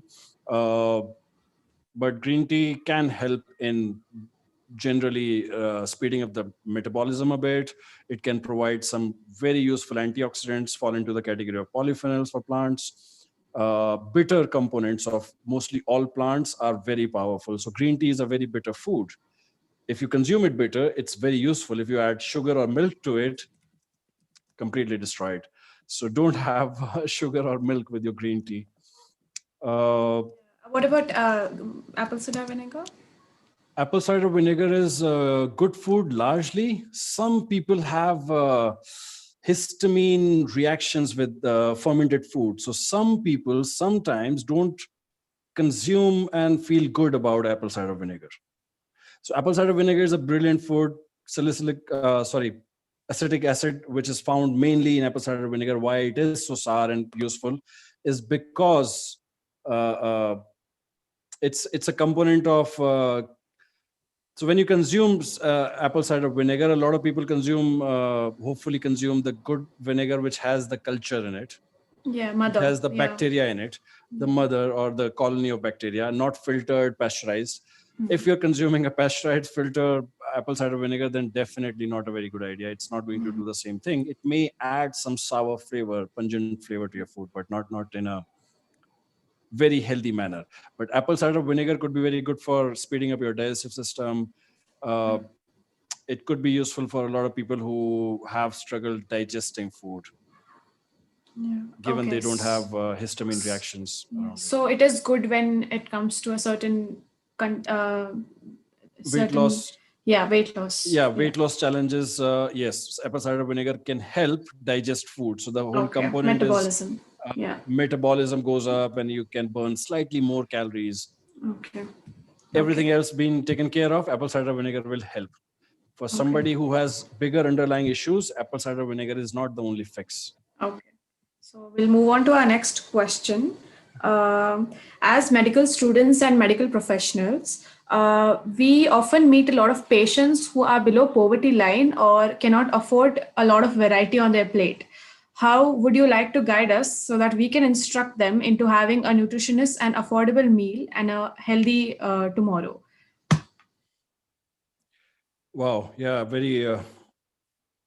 very important question, and I feel very deeply moved with this issue whenever I manage such a case at work. A lot of people who are in this socio-economy section where they can't afford good nutrition and struggling with the foods, there are two ways of thinking about this as a solution. I think first of all, they need to have this empowered way of figuring out solutions.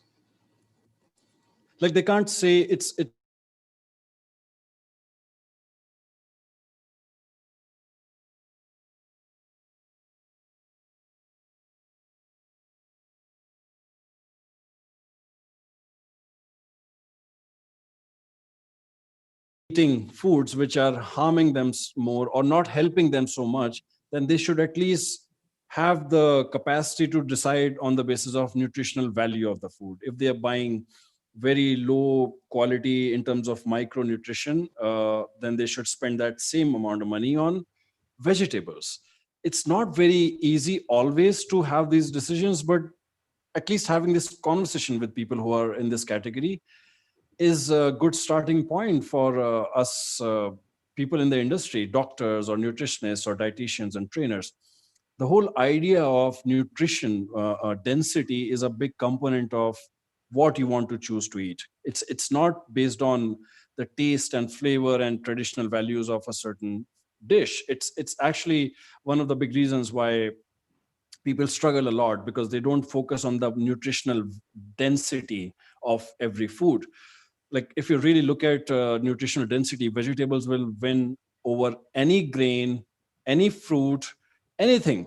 Vegetables will mostly always have more micronutrition available in them, and that's exactly what is required for most of the people to get Yeah. healthy or Yeah. improve on health. So I think we can suggest them on eating more vegetables. More And vegetables, yeah. yeah. Okay. There is another question on the comment section saying if soya is bad, which is the best protein-rich sources for vegetarians? Since you have been mentioning protein-rich sources, maybe we could get like a certain list of which is the best protein-rich. Okay, to answer your question straight away, protein supplement is the answer for protein. Protein supplement that is coming from plant-based protein in the industry, which is available. So explore that. Second point, really understanding what is the right use and need of protein is a big component that people have to start thinking about in our country or rest of the countries which are deficient in protein intake. The protein mainly is required for your neurotransmitters, your building blocks of hormones, and a lot of other mood and behavior related component. But then it is also required for repairing your skeletal muscles, your component of destruction in terms of physiology of breaking down your cells and stuff. So the repairing component of protein for the body is actually based on how much you sleep and how much you damage yourself. First of all, how much you sleep for recovering your body is a big component of protein consumption, going up or down. I mean, it will substantially reduce the need of protein. If you don't sleep for 5 hours a day, even, then whatever amount of protein you eat is not going to be sufficient. But if you are resting and if you are damaging less, if you're not rushing, doing hours of workout every day as a vegetarian, then I think your protein requirements can be very drastically different. The standard guidelines are 1 gram for a kilo of body mass, but I know for sure there are people who work wonderfully well on even half of the requirements met.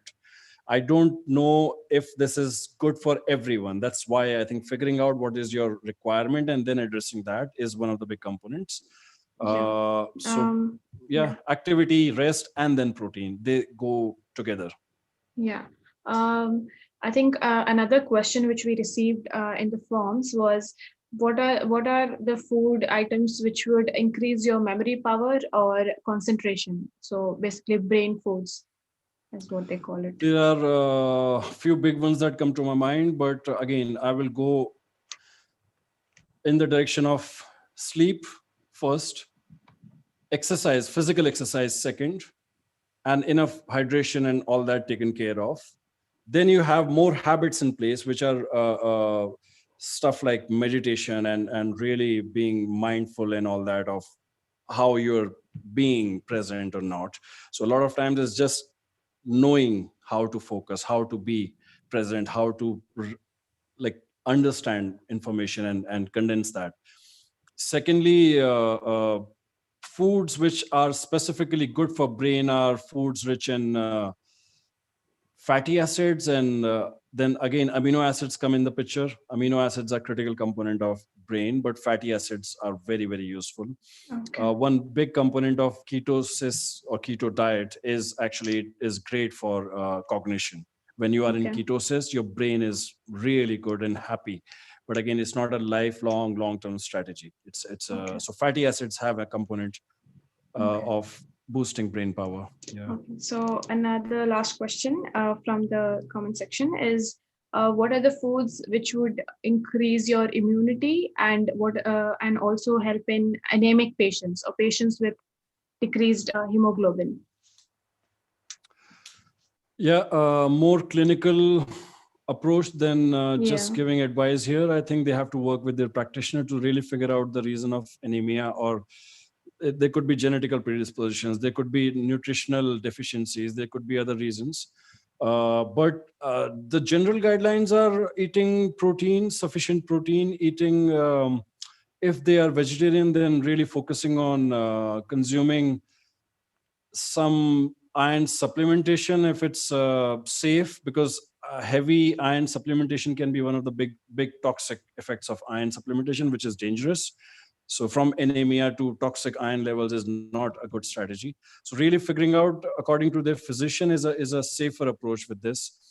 Protein is a really important component with the whole iron metabolism component of anemic patients. I've not extensively worked on such issues, but whenever I've dealt with clients who have genetical predispositions, with the guidelines of their physicians, we take care of the regular monitoring of iron levels in the system. Like toxicity of iron is a really big concern. But yeah, protein supplementation if they're vegetarian, otherwise eating iron-rich food, which is a lot of times non-vegetarian food. One big takeaway from this particular question could be plant-based iron is not very useful. So a lot of people will say spinach has iron. Yes. The component of iron that is good for humans is actually animal-based iron. We call it heme iron, hemoglobin. The component of animal-based blood iron is a very different molecule than the plant-based blood iron.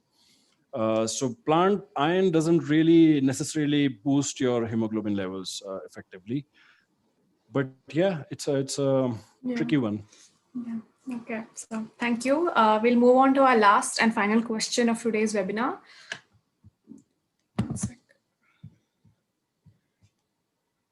Yeah. The question here is, since we are trapped in months of lockdown and work from homes and online classes, I would like to request you to shed light on sedentary lifestyle and indoor blue light exposure from devices.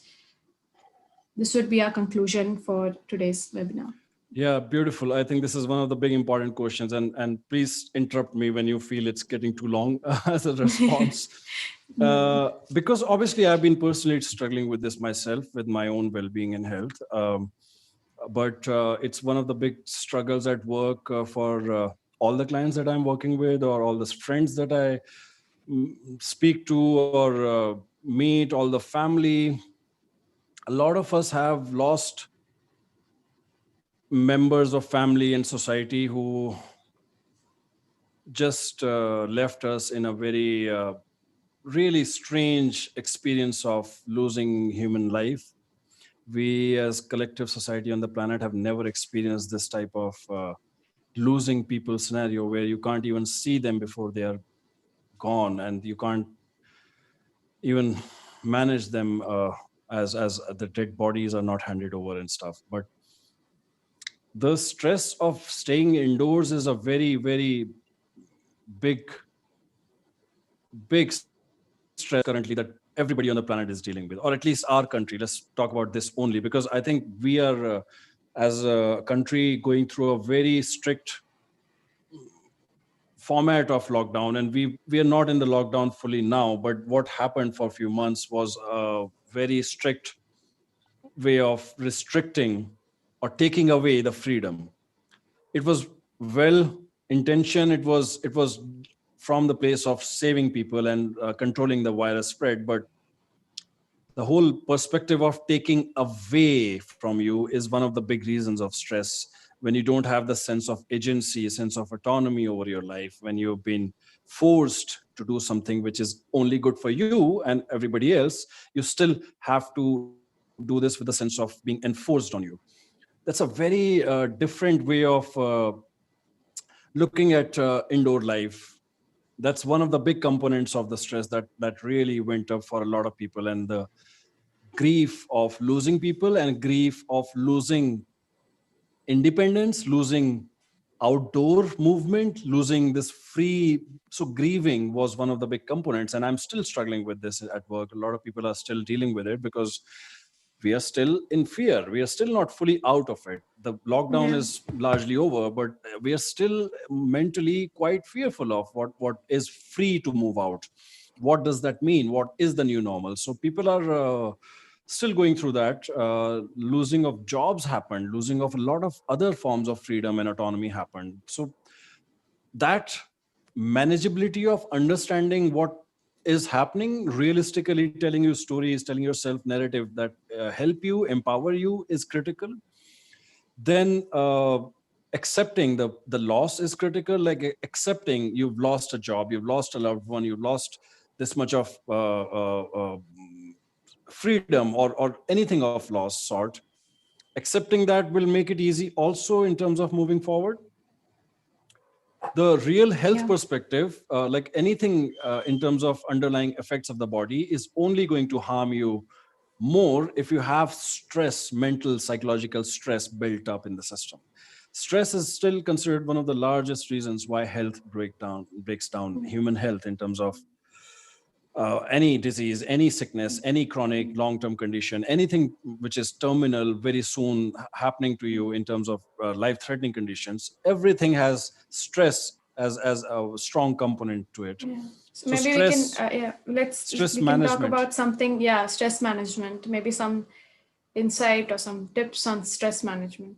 Yeah, so stress management is also very different for individual to individual. I won't say everything works for everyone, but the big ones are meditation is beautiful for most of the clients that I work with.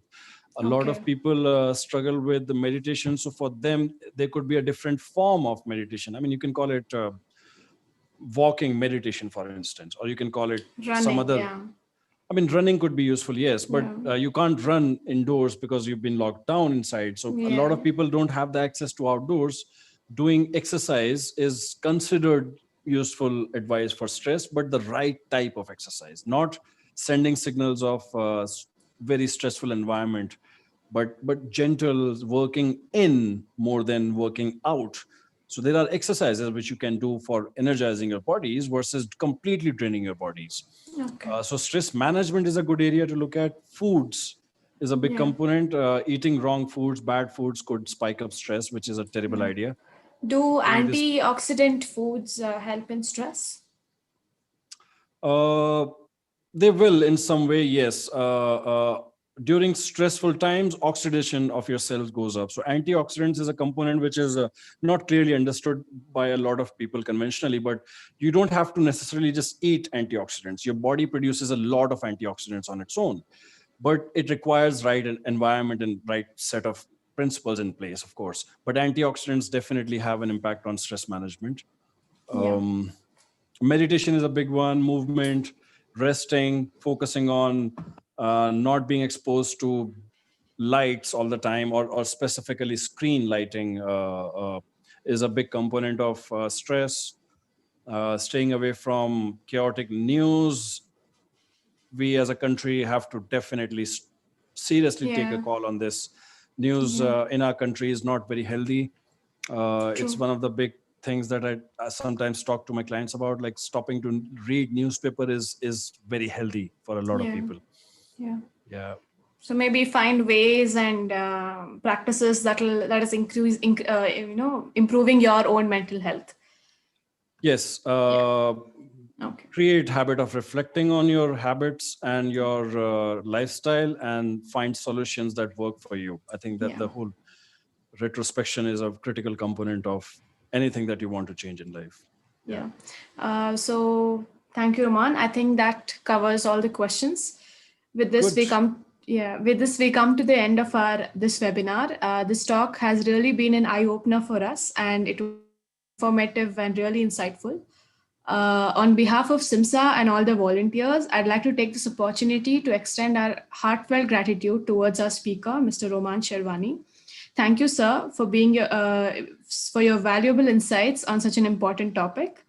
Even as doctors and medical students, we often fail to realize how our lifestyle, nutrition, and diet affect our health, our patients' health, and how small positive changes can make an enormous impact on our lives, helping us live a healthier and better life. We are immensely grateful to you, sir, for taking the time to educate us. Thank you, sir. I'd like to also extend the gratitude to all our participants for your patient listening. I hope this webinar has answered all the questions and covered all areas, and all the advice we have received today, we can put it to good use. With this, we believe we conclude today's session. Thank you, everyone. Is there anything you want to conclude with, sir?